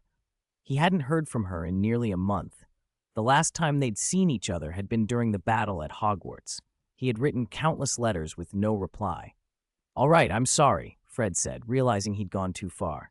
He handed Bill a bag of dragon-roasted chestnuts as a peace offering. No, not for you to eat. Take them to that plump little one," Fred added, catching Bill as he reached for the chestnuts and shoving them toward him. Bill scowled but complied. The plump little one, intimidated by Bill's fierce expression, started to cry loudly. George laughed, while Ron looked miserable as he navigated a crowd of children with a large box in his arms. Chapter 567, Opening a Store, Making Contact. John's holiday had been unexpectedly profitable. Compared to everyone else's 2-month leave, he'd effectively bought himself another half year. Time passed, and he calculated roughly to himself, "If you count everything, I should already be 18. It was a private joke. If he didn't say it, who would know? After settling matters with the amusement park, John chose a different route home. He stepped out of the cab and frowned at the cars parked outside his house. From one of them, a pair of sharp eyes watched him closely. John glanced once and walked on to the house. Inside Wick's home, Watson averted his eyes and said, "Yes, that's right, Mycroft." Mycroft, the very picture of a British gentleman, immaculate in dress and manner, listened, his expression cool and unruffled, but the intelligence behind his face was alert. When Watson's answer landed, Mycroft's look shifted, as if his expectations had been trampled. He drew a breath and said quietly, "You're a clever man, Watson. You should know who turned that terrorist attack into playing with fire and getting burned after that huge alarm at the cabinet," he added, voice sharpening. Watson kept his head down. You almost destroyed the whole of London Tower, Mycroft continued, eyes fixed on him. Your hotel is about to open. You should be honest with me. Watson straightened, suddenly more composed. Compared to the underground, the government is less willing to tolerate a terrorist running around with a nuclear bomb, he said. The air of authority pressed down in the room. Watson hesitated, then made a decision. I'll tell you the truth, Mycroft, he said, solemnly. Mycroft nodded, encouraging him to continue. Watson inhaled and spoke with an unprecedented seriousness. It's like this. The Nigeria gang secretly developed a weapon. Watson, Mycroft snapped, a vein ticking at his temple. His gaze flicked to the vase on the table with an impulse to smash it over Watson's head. He forced himself to calm down. I need the truth. Watson's face went innocent. Everything I say is true, he murmured. I was in finance before I went into business. How would I know how to make a terrorist weapon? Watson said earnestly. You know my hotel is opening, and to make it lively, I invited a lot of people. Mycroft barely hid his disbelief. I don't recall your business becoming this big, he said, sneering, though his eyes remained searching. Watson waved it off with a smile. They're all small enterprises. Finance is the only trade I really know. These are the methods I have. He tapped his temple. They're not fools. They know they have to change. The state's power is growing. They can't brazenly operate like they used to. Those without discipline are just low-class thugs. We need to redefine order and bring discipline to the industry. Watson sat straighter, his eyes steady now. Change. There needs to be a gray area between black and white as a buffer, and I'm willing to be that gray. He chuckled. Those who don't change will be swept away. For those who break the rules will be swifter than the police. Mycroft's voice went cold. Are you trying to change the whole world? Do you have that capability, Watson? This wasn't just about ruling a corner of London. It was about standing up to the dark powers of many countries. Mycroft knew Watson's reputation as the underground president of London, but that influence was limited to the city. Mycroft had intended to support, and thus contain, a leader. Watson seemed to see much bigger. Watson did not answer directly. He muttered the names of countries under his breath. America, Russia, Japan, Italy, China. When he looked up, the reserved man had transformed into the underground president, a grin on his face. There are only 12 seats, he said. You either crawl under the high table or you get eaten at it. I don't have the capability, Minister, he added with a winning smile, but profit is the greatest capability. A monopolized business never loses money. Mycroft considered him in silence. One London Underground president might not be enough, but what about 12? Watson's fingers laced under his chin as he continued, almost conversationally. Do you think I'm the only one they watch? The FBI, the GRU, the Federal Intelligence Agency, the Foreign Security Service? They're all watching me, Watson said. I'm a transparent man. Everything about me is in their databases. But, he laughed faintly, without me, that fragile order would collapse.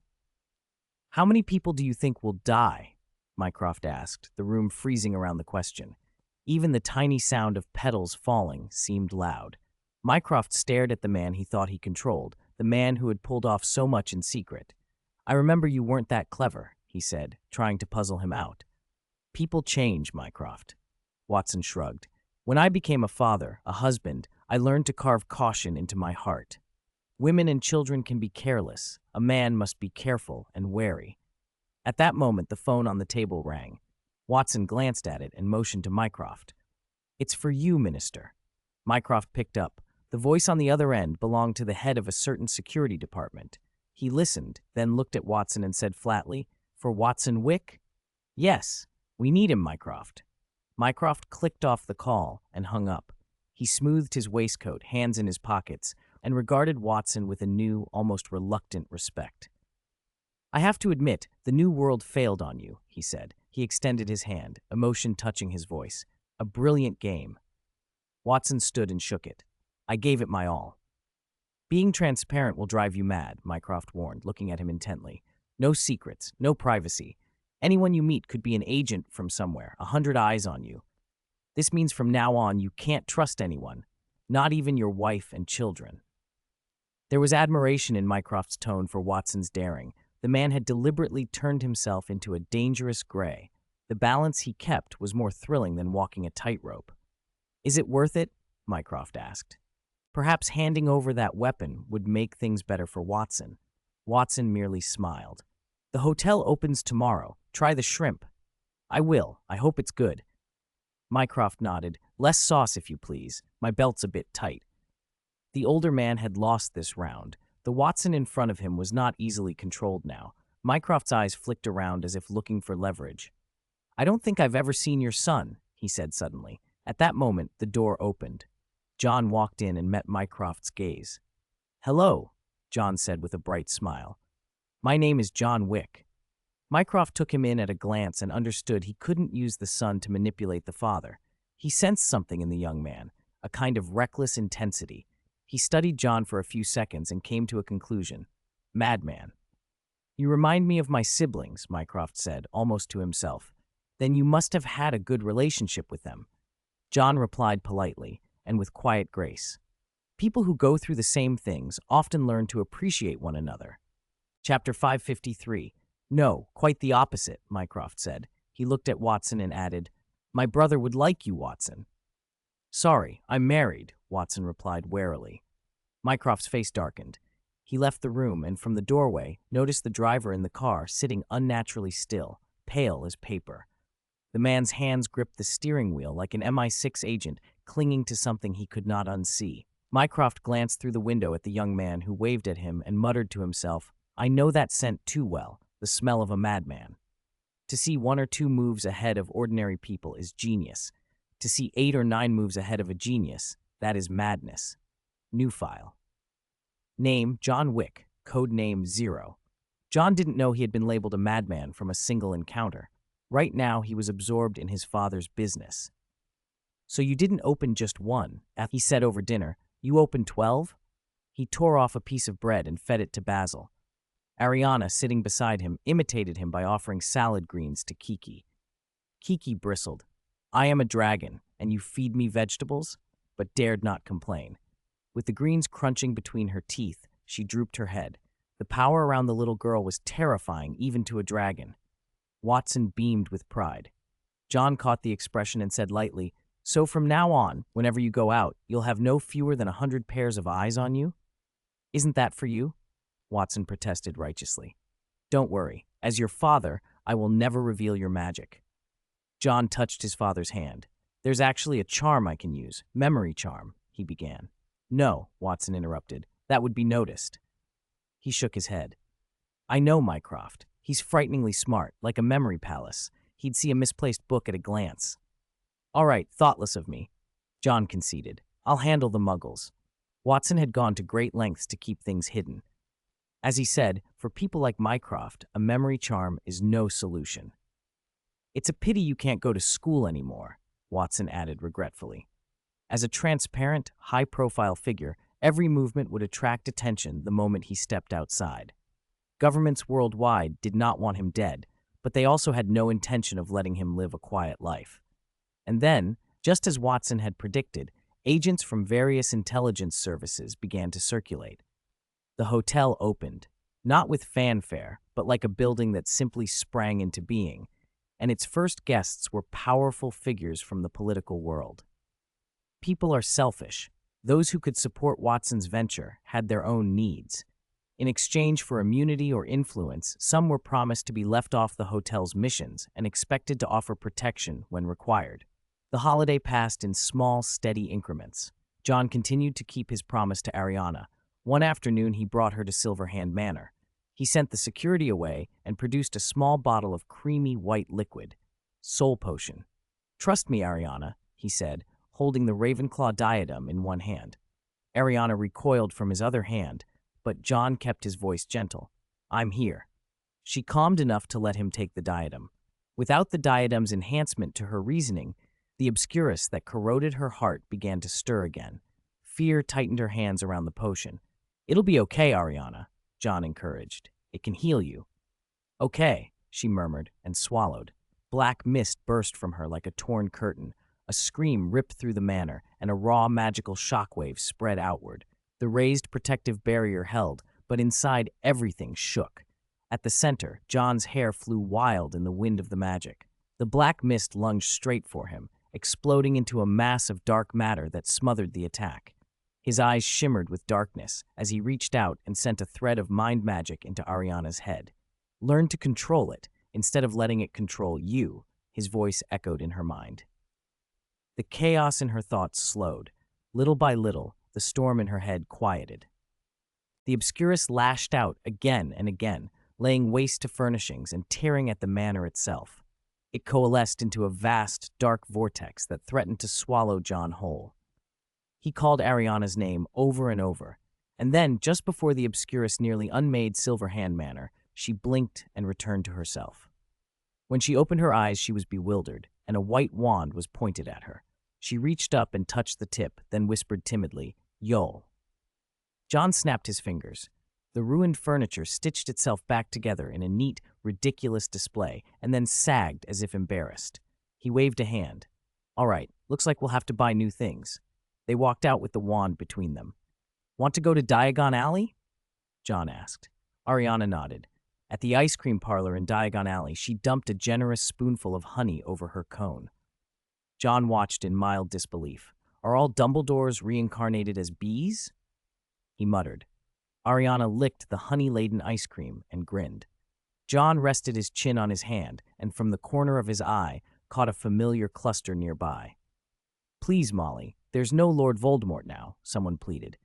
"Sirius, have you forgotten there's still Grindelwald?" Molly snapped. Sirius Black buried his face in his hands. Near him were Harry and Ginny, and Sirius, ever the meddlesome godfather, was trying to engineer some alone time for the pair. Molly saw through him instantly. "Don't think you can do whatever you like just because you're Harry's godfather. I was looking after Harry long before you turned up." Mr. Weasley, meanwhile, was distracted by a radio across the shop. Noticing John staring, Ariana followed his gaze.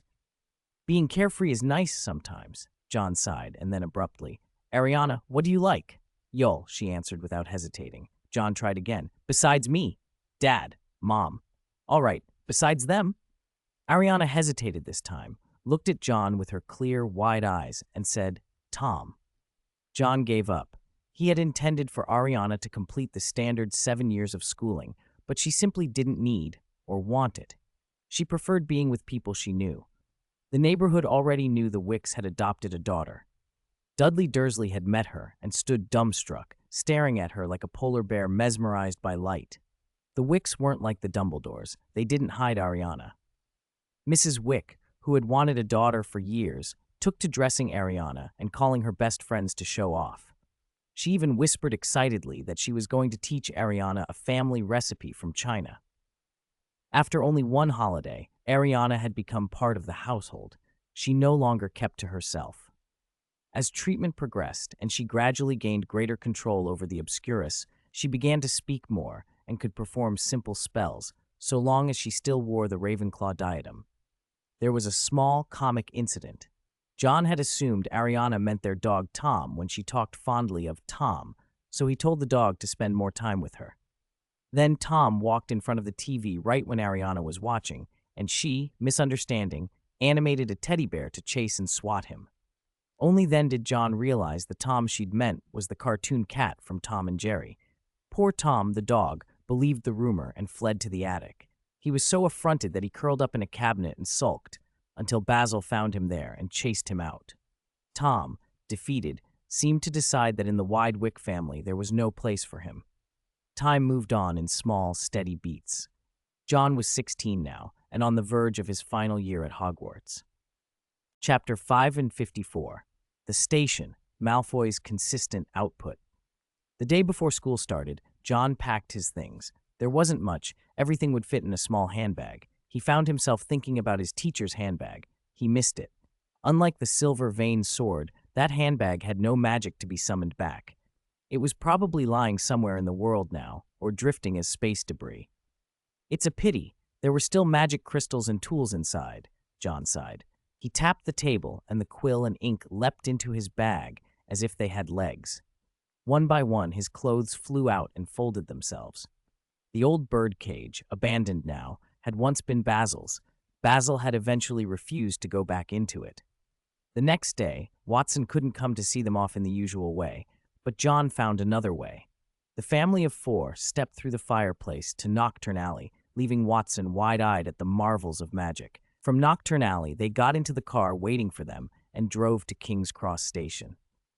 Those who had been shadowing Watson nearly went mad. Watching a living person seemingly vanish into thin air was not something you could easily explain. At King's Cross, Watson felt uneasy, noticing people pointing and whispering. He wondered, are the agents that good? Did they track us here? He didn't realize that, as the second king of the magical world and the master of Nocturne Alley, his family drew extraordinary attention. His son's presence in particular was a big deal. John made no effort to disguise himself and simply let the parents sending their children to school murmur among themselves. Ariana was a little frightened by the crowd. A black aura flashed in her eyes, but she kept it down. John stood by the pillar at platform 9 3/4 to say goodbye. Ariana, if you miss me, write me a letter, he said, rubbing her head. At home, the big-headed Kiki had basically become Ariana's pet. John looked back at his father. Are you sure your school is repaired? I remember it was badly damaged. It's true, John replied casually. Someone rode a dragon and crashed into the headmaster's office. It took some time to repair, but there's a professional team, so it wasn't too hard. Watson whistled, pretending not to have heard. Mrs. Wick kissed her son's cheek. Little wolf cub, you won't make us worry this time, she chided. John felt embarrassed and said his goodbyes. He gave Tangmi a look. Tangmi nodded. Over 20 Silverhand security team members ringed the station, partly to keep order, partly to prevent any accidents. When John stepped onto platform 9 3/4, Colin was the first to spot him. The Gryffindor war correspondent shouted excitedly, "It's John Wick!" All eyes turned. Colin rushed over. "May I take your picture?" "Of course," John smiled. "We're classmates." Colin snapped a dozen photos. As they walked through the station, voices of respect rose and fell. "John, Mr. Wick. It's an honor to meet you, Mr. Wick." Parents thanked him fervently. "You saved my child's life," and reporters lurked hoping for a scoop. This was the second king. Even Lockhart's fame didn't compare. Any small story could send a paper soaring. Before the reporters could swarm, Draco Malfoy arrived with the usual arrogance. "Move aside! Move!" he barked. "Are you deaf? I told you to move." One reporter snapped back, "I'm a reporter. I have a right to tell the public the truth." "What truth? About how many steps John Wick took today?" Malfoy sneered. "What paper are you with? My father is Lucius Malfoy. He could make you disappear in minutes." The reporter sputtered and retreated while the other reporters gave him a wide berth. Someone accidentally pressed their camera's shutter and Malfoy seized on him. "Can't you take a proper picture? Find an angle." Malfoy grabbed the camera, forced the man to point it at his profile, and declared proudly, "Otto says my left profile is the best. Take it like that." The photographers were cowed. Malfoy alone had scattered the crowd. Even John couldn't help but give him a thumbs up and, half joking, half concerned, said, "Promise me you'll bring your wand when you go out." Once aboard the Hogwarts Express, the commotion finally faded. Students greeted John on the train. He found an empty compartment and stretched, watching Malfoy strut with an air of self-importance. John glanced at him and understood immediately. "You're still a prefect." "Slughorn has good taste," Malfoy replied with pride. John took a badge from his pocket and set it on the table. Malfoy glanced down, his smug expression stiffened. The badge read, "Student President." He silently removed his own prefect badge and tried to act as if nothing had happened. "I'm going to see Crabbe and Goyle," he said. "If those two idiots don't improve their grades, they'll be held back." As if to prove the point, Malfoy spotted Goyle and gave him a kick in the backside as the two hulking boys passed. The insolent gesture cemented Malfoy's reputation as an annoyance at least through his 7th year. Through the compartment window, John saw Harry arriving on the platform, followed by Ron and then Hermione. Everything had changed. Voldemort's death meant Harry, who might otherwise have been forced out of school, was attending as usual. Their friendship remained, but the world was quietly shifting. John's thoughts turned inward. The Deathly Hallows, the invisibility cloak with Harry, the Elder Wand with Grindelwald, the Resurrection Stone in John's locket. He remembered Grindelwald's plan to build a great army. Grindelwald wouldn't give up in his quest to collect the Hallows. The lure of mastering death was a powerful temptation. Coincidentally, I want the other two items too, John thought, fingers caressing the locket that held the resurrection stone. The Elder Wand could elevate a wizard's strength overnight. The temptation was real. The invisibility cloak might hold qualities beyond simple concealment. But now was not the time to go after the cloak. Grindelwald would be delighted to see John clash with Dumbledore. To cover his musings, John closed his eyes and pretended to sleep. After a while, the compartment began to liven up again, and the train slowly headed toward a Hogwarts that was still recovering from a great battle. Astoria, now in her 5th year, had become a prefect and was delighted. She had long tried to keep up with the Constellation Society's standards. In theory, the student president and the prefects were supposed to manage the students on the train together, but everyone tacitly agreed that such minor duties didn't require John's attention. Once the ride steadied, Daphne and the others came into John's compartment. Malfoy picked up a book that was floating in midair. Something compelled him to open it. He flinched and threw it away in alarm. "What the hell is this?" he demanded suspiciously. John snapped his fingers and the book flew back up. He shrugged and said casually, "A book written by an ancient Greek wizard." Chapter 555, "This thing is truly evil," Daphne frowned. "It makes my skin crawl." The dark book flew back into the satchel, and John smiled. "Your progress impresses me, Daphne." Being able to sense the book's malice meant Daphne had come a long way. Her eyes brightened at the praise. "I felt it too," Malfoy said. "Oh, aren't you great?" Daphne mocked. "If it had been cursed, you'd be the first to suffer. You found it and still touched it. Really brave of you," Malfoy muttered, sulking. "Have some chocolate, Draco." Astoria broke a bar in half and handed it to him. He took it gratefully, like a child being fed. Daphne scoffed. "Show off." "This is a small cake I made myself," Daphne said, producing a neatly layered pastry and pushing it forward shyly. "Try it." Malfoy looked from the chocolate to the 3-layer cake and let out an exasperated noise. Show off. The train steamed into Hogsmeade and the last of the sun sank away. Hagrid, now something of a celebrity, thanks to the stories printed about him, stood on the platform in armor to greet the new arrivals. The first years weren't afraid this time, only delighted.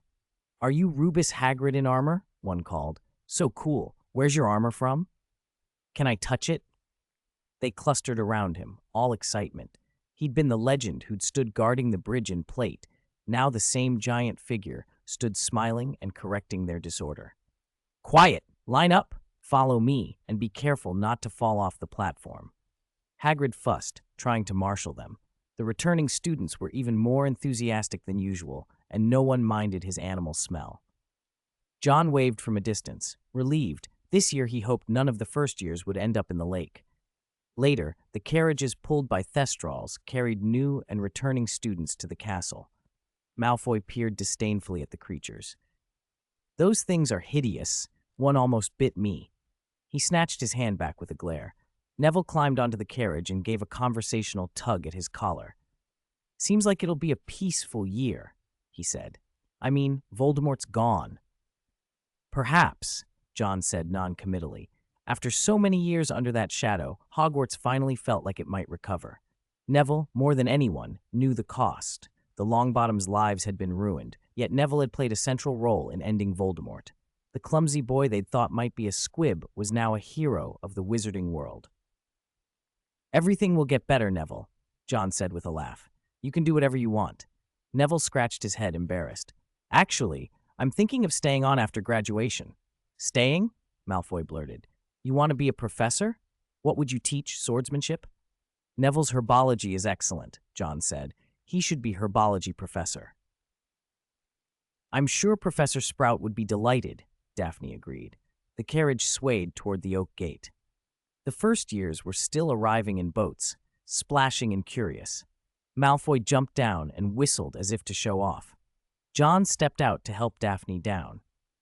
The castle had been fully repaired. Wards had to be cleared before damaged rooms could be used again. In the entrance hall, a water balloon dropped from the ceiling and was stopped short by an enormous, dripping face. Peeves wrung out his hat and grinned, drenched, shouting in an exaggerated tone, "Welcome back, King of Hogwarts." He'd planned to ambush the students. The first target had been John. With a mock fawning, Peeves continued, "Forgive my rudeness, my king." "Peeves," John said. Expecting a scolding, Peeves hovered to gather his water bombs. "Remember to aim better next time," John added with a smile, but didn't scold him outright. "And hide before the professors arrive." "Of course, my king."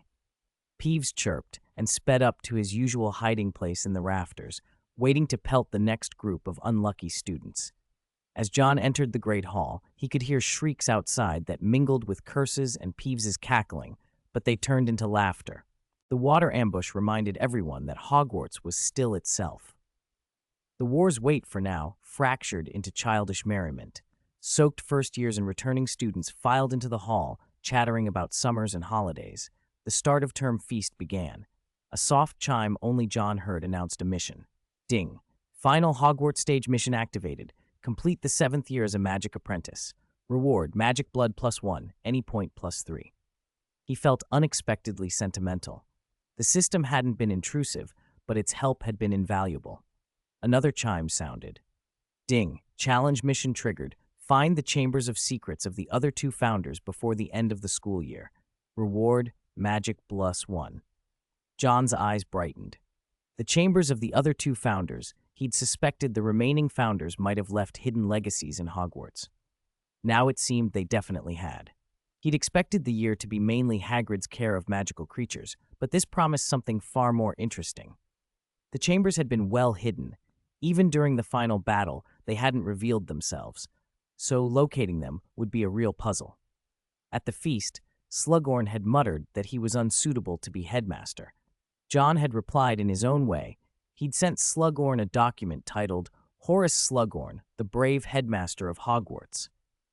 Slughorn, who'd intended to step down, kept quiet about resigning after that.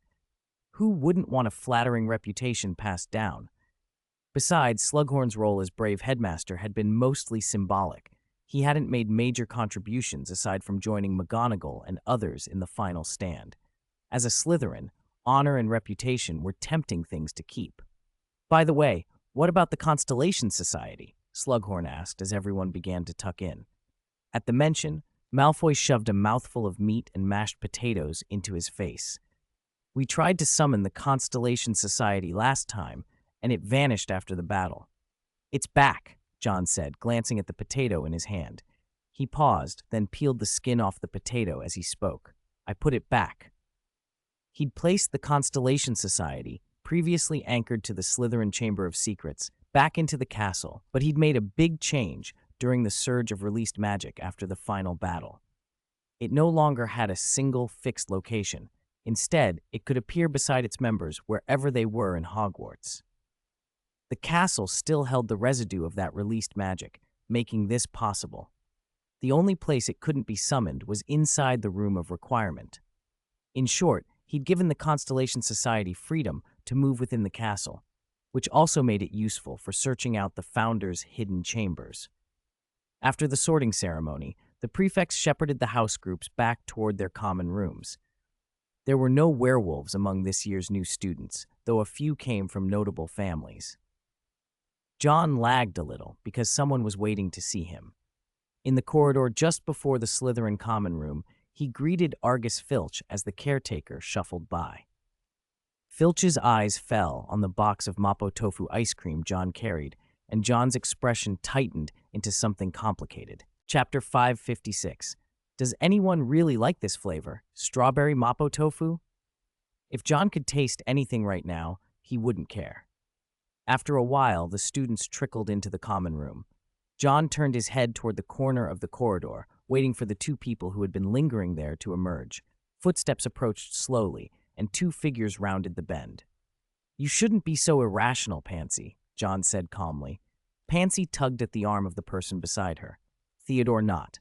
Surprisingly, the Slytherin who had betrayed them all still remained in Slytherin. John had been expecting him.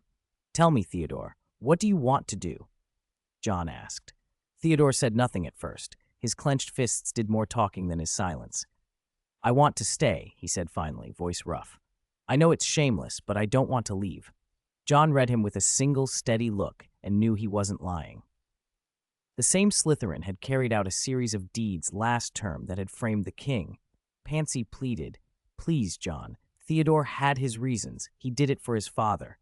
John cut her off with a glance. She shut up. He watched Theodore, weighing how to handle this brazen man. Pansy had always let feeling overwhelm reason. Every boyfriend she had only proved it. She played the part of infatuated and indulgent, yet the old Slytherin traditions were different. When things turned dangerous, loyalty turned to betrayal and desperate sacrifice.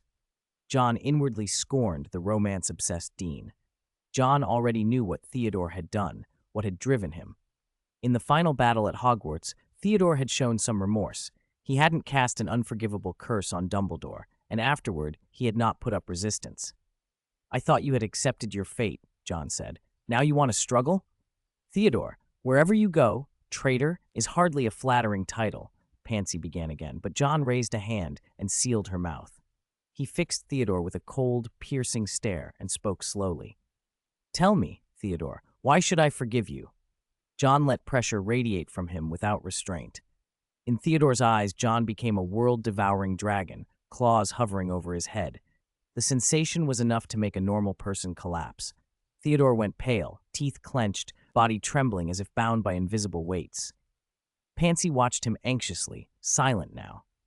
John stepped closer, put a hand on Theodore's nearly collapsing shoulder, and bent close enough that Theodore could hear him whisper, "A betrayer can only be forgiven if he has value. Show me your value, Theodore." That hand was the last thing Theodore could resist. His body sagged and he gasped, trembling uncontrollably. He forced himself to look up at the king he had once followed. "Stand up, Theodore," John said, his gaze cool. "I taught you one thing above all, strength." If Theodore could not even stand before the king, he had no value. Blood welled at Theodore's lips. He bit down, bracing himself on his arms and pushing up, each movement a torment. Pansy moved as if to help, but John's look held her back. He rose like a wounded animal, shaking, growling, every muscle protesting. Images of his parents flashed before him. His father had been a fanatic, teaching pure-blood supremacy from Theodore's childhood. After Theodore's mother died, his father was all he had left. He guarded the Not name. Voldemort had used that last link as leverage, and the young Slytherin had made his choice to betray in a desperate attempt to save family. The plan failed. In the end, Slytherin had abandoned him and his family was gone. Having lost everything, Theodore poured his bitterness into a single, violent will to survive. A beast driven to the brink roared, "Ah!" He stood, trembling, veins bulging, and then hands shaking. He pointed his wand at his own heart. "All of this," he said through gritted teeth, "I offer." Time slowed for Theodore. Sweat pooled at his feet. He held his pose as if every bone might snap. John reached out slowly and took the wand from him. The oppressive pressure vanished. Theodore staggered and dropped to his knees. "You have shown your value, Theodore," John said, turning the wand over in his hand. "Hawthorn, dragon heartstring, 12¼ inches. You're a man torn inside, unable to cast your lot decisively, caught between black and white," John observed. He let the wand drop to the floor in front of Theodore. "If you cannot choose, give up everything you had before. I will point you toward the path you should walk." "Wield that wand for me," John added. Theodore stared at the wand for a long moment, then slowly looked up. John waved and released Pansy's mouth. She ran forward to help Theodore to his feet and instantly thanked John. "Thank you, John." "He will hate me," John said without emotion. "I have taken everything from him." Theodore only whispered back, "I am grateful." John turned and walked toward the Slytherin common room. 7th year had begun in earnest. There was a backlog of slacking off from 6th year to make up. Few were held back by the school for poor grades, but it was still possible that some unlucky student would not return for another year. Goyle and Crabbe were the hardest hit by the new workload. Both had inherited the family tradition of being strong-bodied and simple-minded. Malfoy had likened them to wild boars and hairless apes more than once. For this reason, Pansy had been made their supervisor, because the professor assigned to them was Theodore. That was John's first task for him. Away from John's presence, Goyle and Crabbe reverted to their usual habits, often taunting Theodore, the traitor, and Pansy would glare at them in return. The curriculum mirrored the 6th year, but but the workload was cranked up. None of this concerned John much. He found himself watching Hagrid instead, smiling as the third years finished their class. The students adored him, calling him Professor Hagrid. In the Battle of Hogwarts, his heroism had been as reassuring as Dumbledore's. He'd stood against Death Eaters with one hand and taken giants with two blows. Even his armor had become something of a legend. If there were a list of Hogwarts' most popular professors, Hagrid would surely rank in the top 3, vying for first with Professor McGonagall. As for Professor Flitwick, unfortunate though it might be, the tiny charms master's stature had meant he was rarely spotted on the battlefield when it mattered. The sight wasn't nearly as startling as Rubus Hagrid himself. Only Professor McGonagall, who had led the overall defense, could be compared to him. As for Snape, he still ranked near the top of the most hated list. Filch's spectacular kick had stolen a lot of the attention and let him slip down a rung, but Snape and Malfoy remained fierce competitors. Care of Magical Creatures was still John's only elective in his 7th year. Hardly anyone had picked it the previous term. "Grop really likes the toys you sent him over the holidays, John," Hagrid rumbled, patting his huge belly. "Thanks for the toys," Hagrid added, then frowned. "But Basil's been ruffling things up in the owlery again." He glanced up at the sky, made sure there wasn't an owl circling overhead, and then lowered his voice. "I reckon Basil might be lonely, might need company, a bit of balance." Hagrid chose his words carefully. He'd learned not to speak ill of Basil to its face after a certain incident. That owl had a frightening way of taking offense. Hagrid had once had to be cautious about stepping outside for fear an annoyed owl might swoop down and pluck his beard clean. John turned his head toward a nearby tree. Through the leaves, a pair of enormous, unblinking eyes stared back at them. "Oh no," Hagrid groaned, clutching his beard in distress. "How did it get up there?" John suggested flatly. "Maybe some snacks would calm it down." "Nonsense," Hagrid muttered gloomily. "I fed it last time. It didn't help." "What did you give it?" John asked. "A ferret," Hagrid said. John blinked. "Do you think Basil is like Buckbeak?" Hagrid, who'd been on someone's list for revenge for ages, looked uneasy. The story spread quickly among students. Once, during his 5th year, Hagrid had been chased from the Forbidden Forest all the way to the Black Lake, and had a sizable chunk of his beard yanked out in the process. Chapter 5 and 72, The Grey Lady, Ravenclaw. Each of the 4 Hogwarts houses had a ghost to go with its colors and emblem. Slytherin's Bloody Baron, Gryffindor's nearly headless Nick, Hufflepuff's Fat Friar, and Ravenclaw's Grey Lady. Those apparitions had been at Hogwarts for centuries. Older still was Professor Binns, the history of magic teacher, who taught with such single-mindedness that he'd never noticed he was dead. John, who'd signed up for all 13 courses, could attend any class he liked. He chose History of Magic. Dry, yes, but popular. The subject rewarded a good memory more than magical flair. After the lecture, he sought out Professor Binns. The ghostly professor greeted him in that same slow, monotonous drag of a voice. "Ah, Wick." Binns was one of the few teachers who could remember John's name. He sometimes got other students' names wrong, Hermione included, but John's name stuck, perhaps because, in Binns's view, John was the sort of person history would remember. "I wanted to ask about Rowena Ravenclaw and Helga Hufflepuff," John said.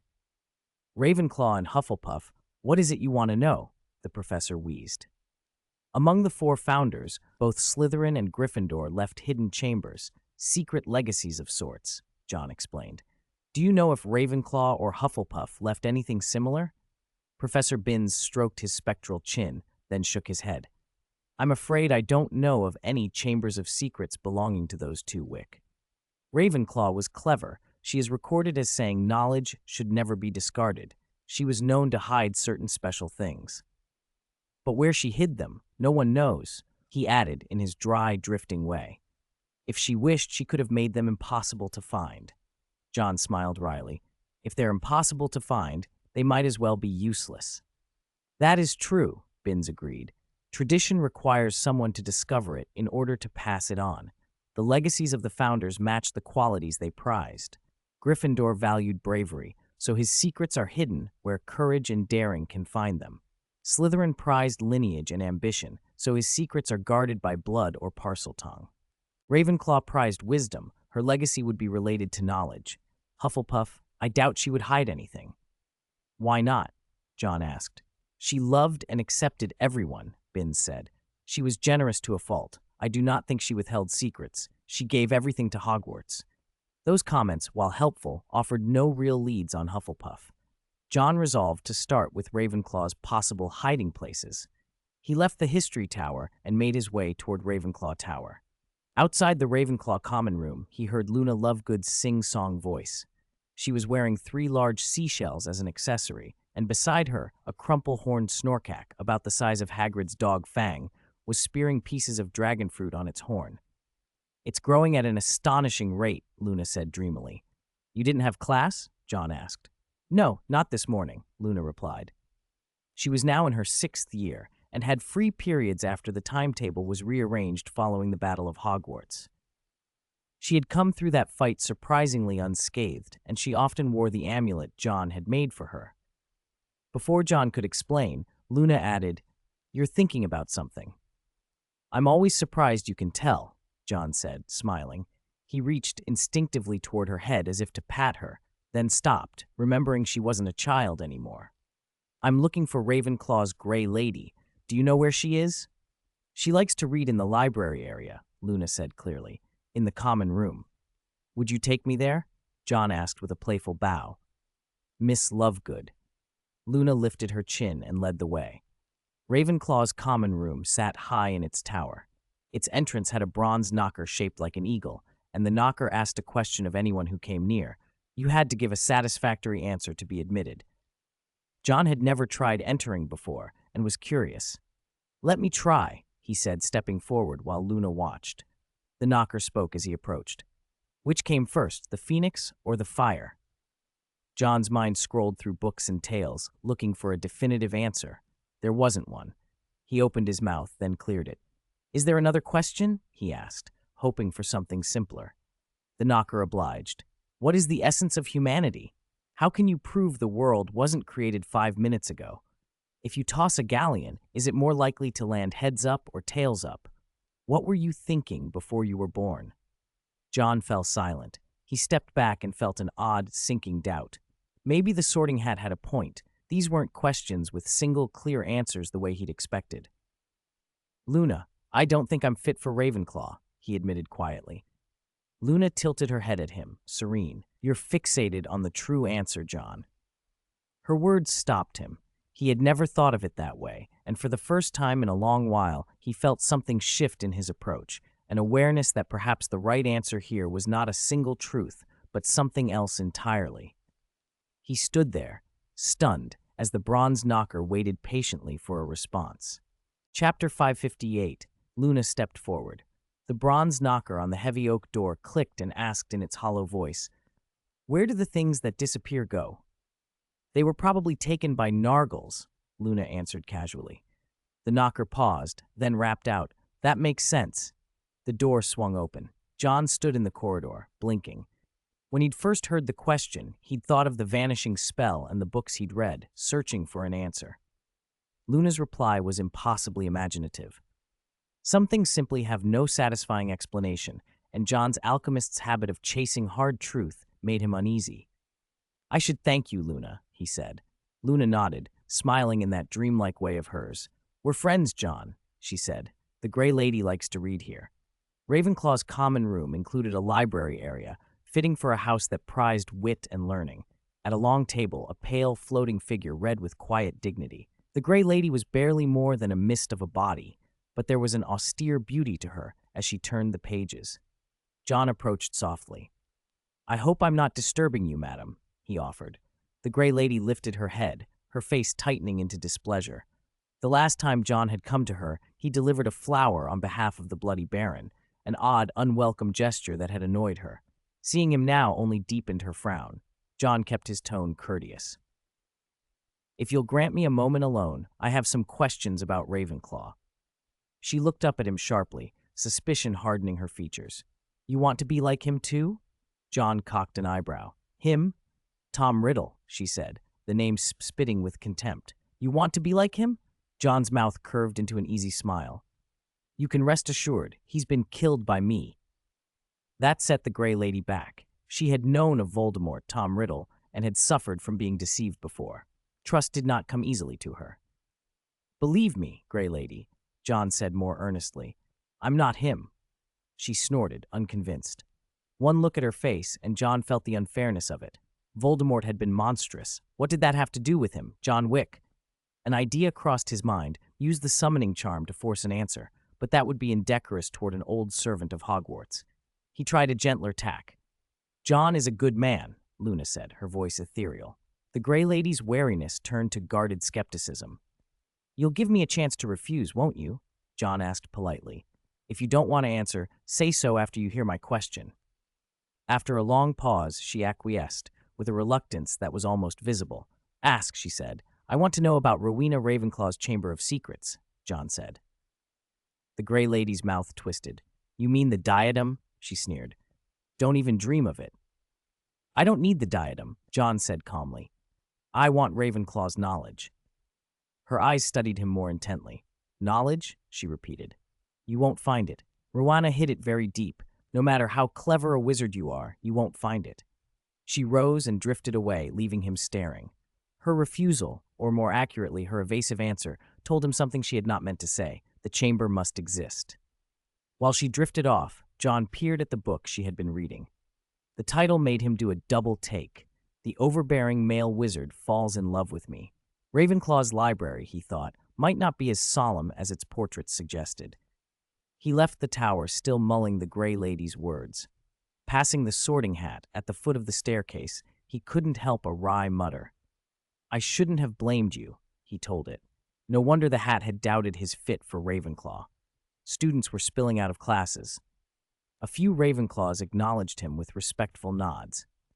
The Battle of Hogwarts had made the school's feelings clear. John had been not just Slytherin's leader, but Hogwarts' savior. They didn't wait for a title. They'd already crowned him in their own way. Professor Slughorn waved from a table and chimed, "Being able to recline and enjoy good food is the life, isn't it?" Slughorn's present existence was one of lavish meals and catching up with former pupils. Life could hardly be more pleasant. John took a seat in the great hall and lost himself again in thought about the chamber. The Grey Lady's certainty, no matter how clever a wizard, it's impossible to find, hung over him like a challenge. "You're miles away," a familiar sneer announced as Malfoy slid into the seat opposite. "Potter's class was a mess today. He hasn't improved since last year." John glanced at him. Malfoy's obsession with Harry was tiresome. The House Point's hourglasses on the staff table showed Slytherin and Gryffindor close together. No surprise which house had lost points today. "Someone docked your points?" John asked. "That blasted Black," Malfoy snapped. "He's out to get me." Rumor had it that the old one-year curse on the Defense Against the Dark Arts post had finally been broken with Voldemort's death. As a result, Sirius Black had kept the chair and, somewhat absent-mindedly, never resigned. After the war, he'd simply stayed on. Malfoy, for his part, had 10 points taken away today for a wand flourish that went too far. He promised Quidditch vengeance next season in a way only Malfoy could. A flock of owls flew in, rustling papers. A barn owl landed with practiced grace 5 meters from John and dropped a neatly folded newspaper before taking off again. Then Basil swooped down and perched on the table, fluffing his feathers in a way that suggested self-satisfaction. "You should keep a lid on that temper," John said, picking up the paper. "Do I really have to find you a mate?" Basil gave an indignant little clack. Daphne, who had just set down a plate of fruit-fried rice, reached over to smooth the owl's plumage. "Basil's looking for a mate?" "I always thought Riddle was its mate," someone murmured. "That's not a bad idea, but Riddle and Basil are the same gender," John said with a shrug. "They're both female." Daphne's eyes widened. She had always assumed Riddle was male. The cool, composed air about her had suggested it. She frowned in puzzlement. She'd always thought Basil attached himself to Riddle. The revelation left her quietly perplexed as Basil preened, clearly unbothered by the complication. Could it be? No. Stop. Daphne shook her head, as if to shake the thought away. Astoria arrived last. She had been in the library. When she sat down beside Malfoy, she asked, curious, "Did this lily bloom?" The lily Malfoy had given her sat in a water glass on the table, probably pinched from some unlucky person's flower pot. It was in bloom. John's eyes were on a newspaper headline instead. German Ministry of Magic, high alert, Grindelwald appears in Berlin. Grindelwald had returned to Germany. John stared at the paper. Grindelwald had re-emerged in Berlin with a flourish, his followers close behind, draining any relief the wizarding world had felt after Voldemort's death. If anything, Europe feared Grindelwald more than it had feared Voldemort. John remembered the young Grindelwald, the man who had nearly laid waste to Paris. Decades of study and power had restored him to a youthful vigor. With the Elder Wand in hand, he would be more dangerous than ever. If the War of 1945 were fought now, the outcome might well be different. Germany. John narrowed his eyes. He remembered something old Barty had said at the amusement park opening.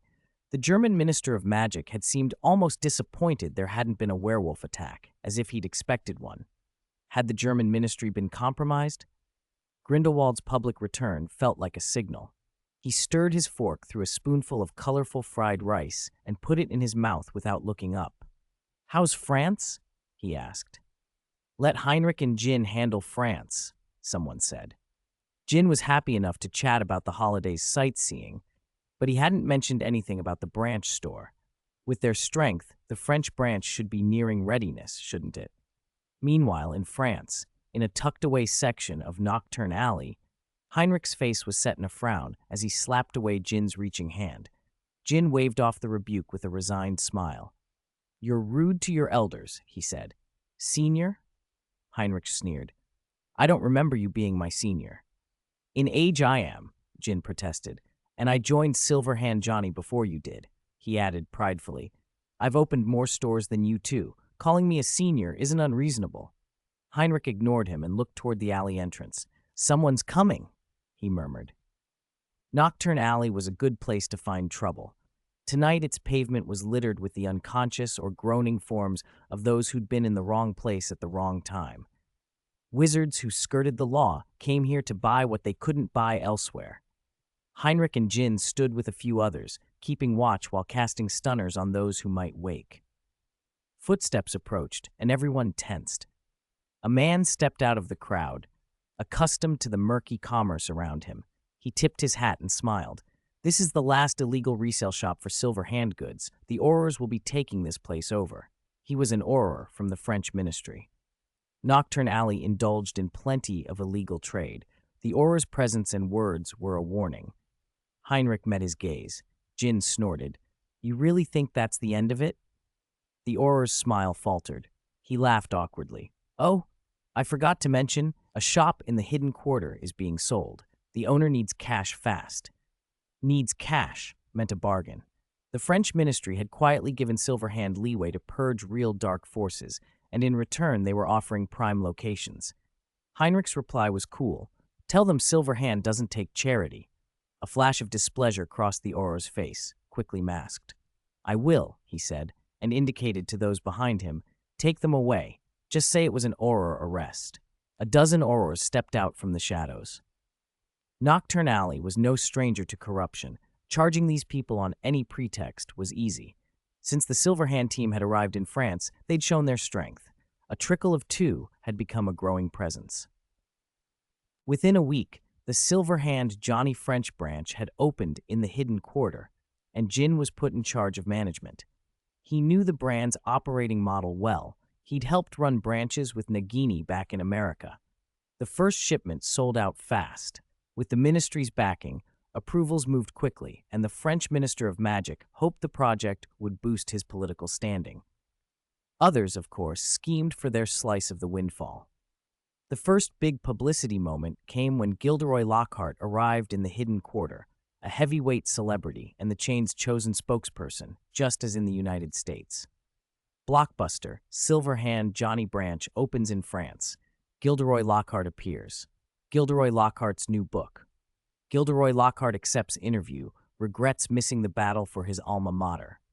Lockhart's name dominated the papers. Under Silverhand's effusive praise, he was now recast as a war hero, an author-turned-warrior who'd fought Death Eaters and protected the populace. His new book broke records. Even his branded shampoo sold abroad. He'd made more money than he could ever spend and was now throwing himself into charity work. Gilderoy Lockhart will donate half the proceeds of his new book to the Little Wizard Fund to help children affected by the neon incident, the headlines read. The announcement pushed the Japanese Ministry of Magic, already weakened, back into the spotlight. Ministers bowed and agonized, but produced little action. Domestic factions jockeyed for power, and external pressure mounted. The Ministry of Magic of Japan disliked John, but John wasn't afraid. If they continued to make trouble, he didn't much care about letting them feel the consequences. Tang Mi had written to him about returning the Muggle children. The situation was still unfolding. Some Muggle parents had been murdered, leaving children orphaned. John frowned. They died too easily, he muttered. He didn't regret what had happened at the Magic Institute. He regretted the ease of their deaths and the children left without care. We can't raise a whole batch of Muggles in the wizarding world, he thought, turning over possible solutions. A flash of an old face, Lord Voldemort's, flickered through his mind, and he quenched the thought. Perhaps he could open an orphanage, he thought, rubbing his ring. It was feasible, but it would be complicated to set up. Still, there were simpler steps. He could gather and adopt the homeless Muggle children himself. To start things moving, he took out a sheet of parchment and wrote a letter to his father, an appeal for support. Dad could be a great philanthropist too, he thought, and handed the letter to Basil, his snowy owl. He watched the bird fly out of the castle into the night. John also wrote a note to Lockhart, thanking him for donating to the Little Wizard Fund. Lockhart's celebrity had already triggered a wave of donations. One after another, public figures began to give. In that circle, to be seen as supportive was all but obligatory. Chapter 560. The Foundation, already flush with wealth, made another huge profit. John's arrangements for the school year were simple. Hagrid's classes, hunting for the Chamber of Secrets, and the occasional discussion about the blood curse with Professor Slughorn. He had plenty of free time and had nearly explored every corner of Hogwarts. He even visited the restricted section several times. Madame Pince pretended not to notice. There's nothing here. Where could a place be that even the cleverest person couldn't find? She seemed to say with her silence. John began to doubt the very existence of Ravenclaw's Chamber of Secrets. He had combed through every place associated with wisdom, even the headmaster's office, yet no chamber revealed itself. He wanted to find Hufflepuff's chamber next, but without a single lead, his head ached. If it were easy, it wouldn't have stayed hidden for 7 years, he consoled himself. Returning to the common room, he found letters waiting. One was from his father. He had already bought a plot of land on the outskirts of London for the orphanage John planned to build. Because of certain complications, it couldn't be located in the magical community or draw too much Muggle attention. The outskirts were a practical compromise. He still needed his father's help to find managers, non-wizards. John didn't trust the wizarding way of thinking with Muggle children. You couldn't expect wizards who'd throw children down staircases to test if they were squibs to have much common sense about non-magical life. The second letter was from Gilderoy Lockhart. The former Ravenclaw wrote that his new book would be about love. He wanted to challenge himself and try a different genre. John pictured Lockhart's past works, banshees, vampires, and wondered how a Ravenclaw would understand love. The thought echoed in him. The wise do not fall in love. He set the letter down and let the phrase sit. A place that clever people couldn't find had to be a place clever people wouldn't go. What would make Ravenclaw abandon the pursuit of wisdom? What could be so valuable that a proud eagle would let go of the things she dedicated her life to? The diadem she left behind spoke of a life devoted to learning. It was hard to imagine her abandoning that for something like love. Still, the seed of an idea had been planted. Lockhart's vanity had done John a favor, even if only by making him think. Outside, the Slytherin common room hummed. Daphne sat on a sofa, glaring at the large window that looked toward the corridor, eyes fixed on the people gathered there. Malfoy, flushed with pride, was offering to take Astoria to the Black Lake for a boat ride. "I'll get a small boat. We can go out on the water," he said grandly. Astoria blinked and smiled sweetly. "Okay, thank you, Draco." Malfoy's hand crept forward and, without ceremony, found the fabric of Astoria's robes.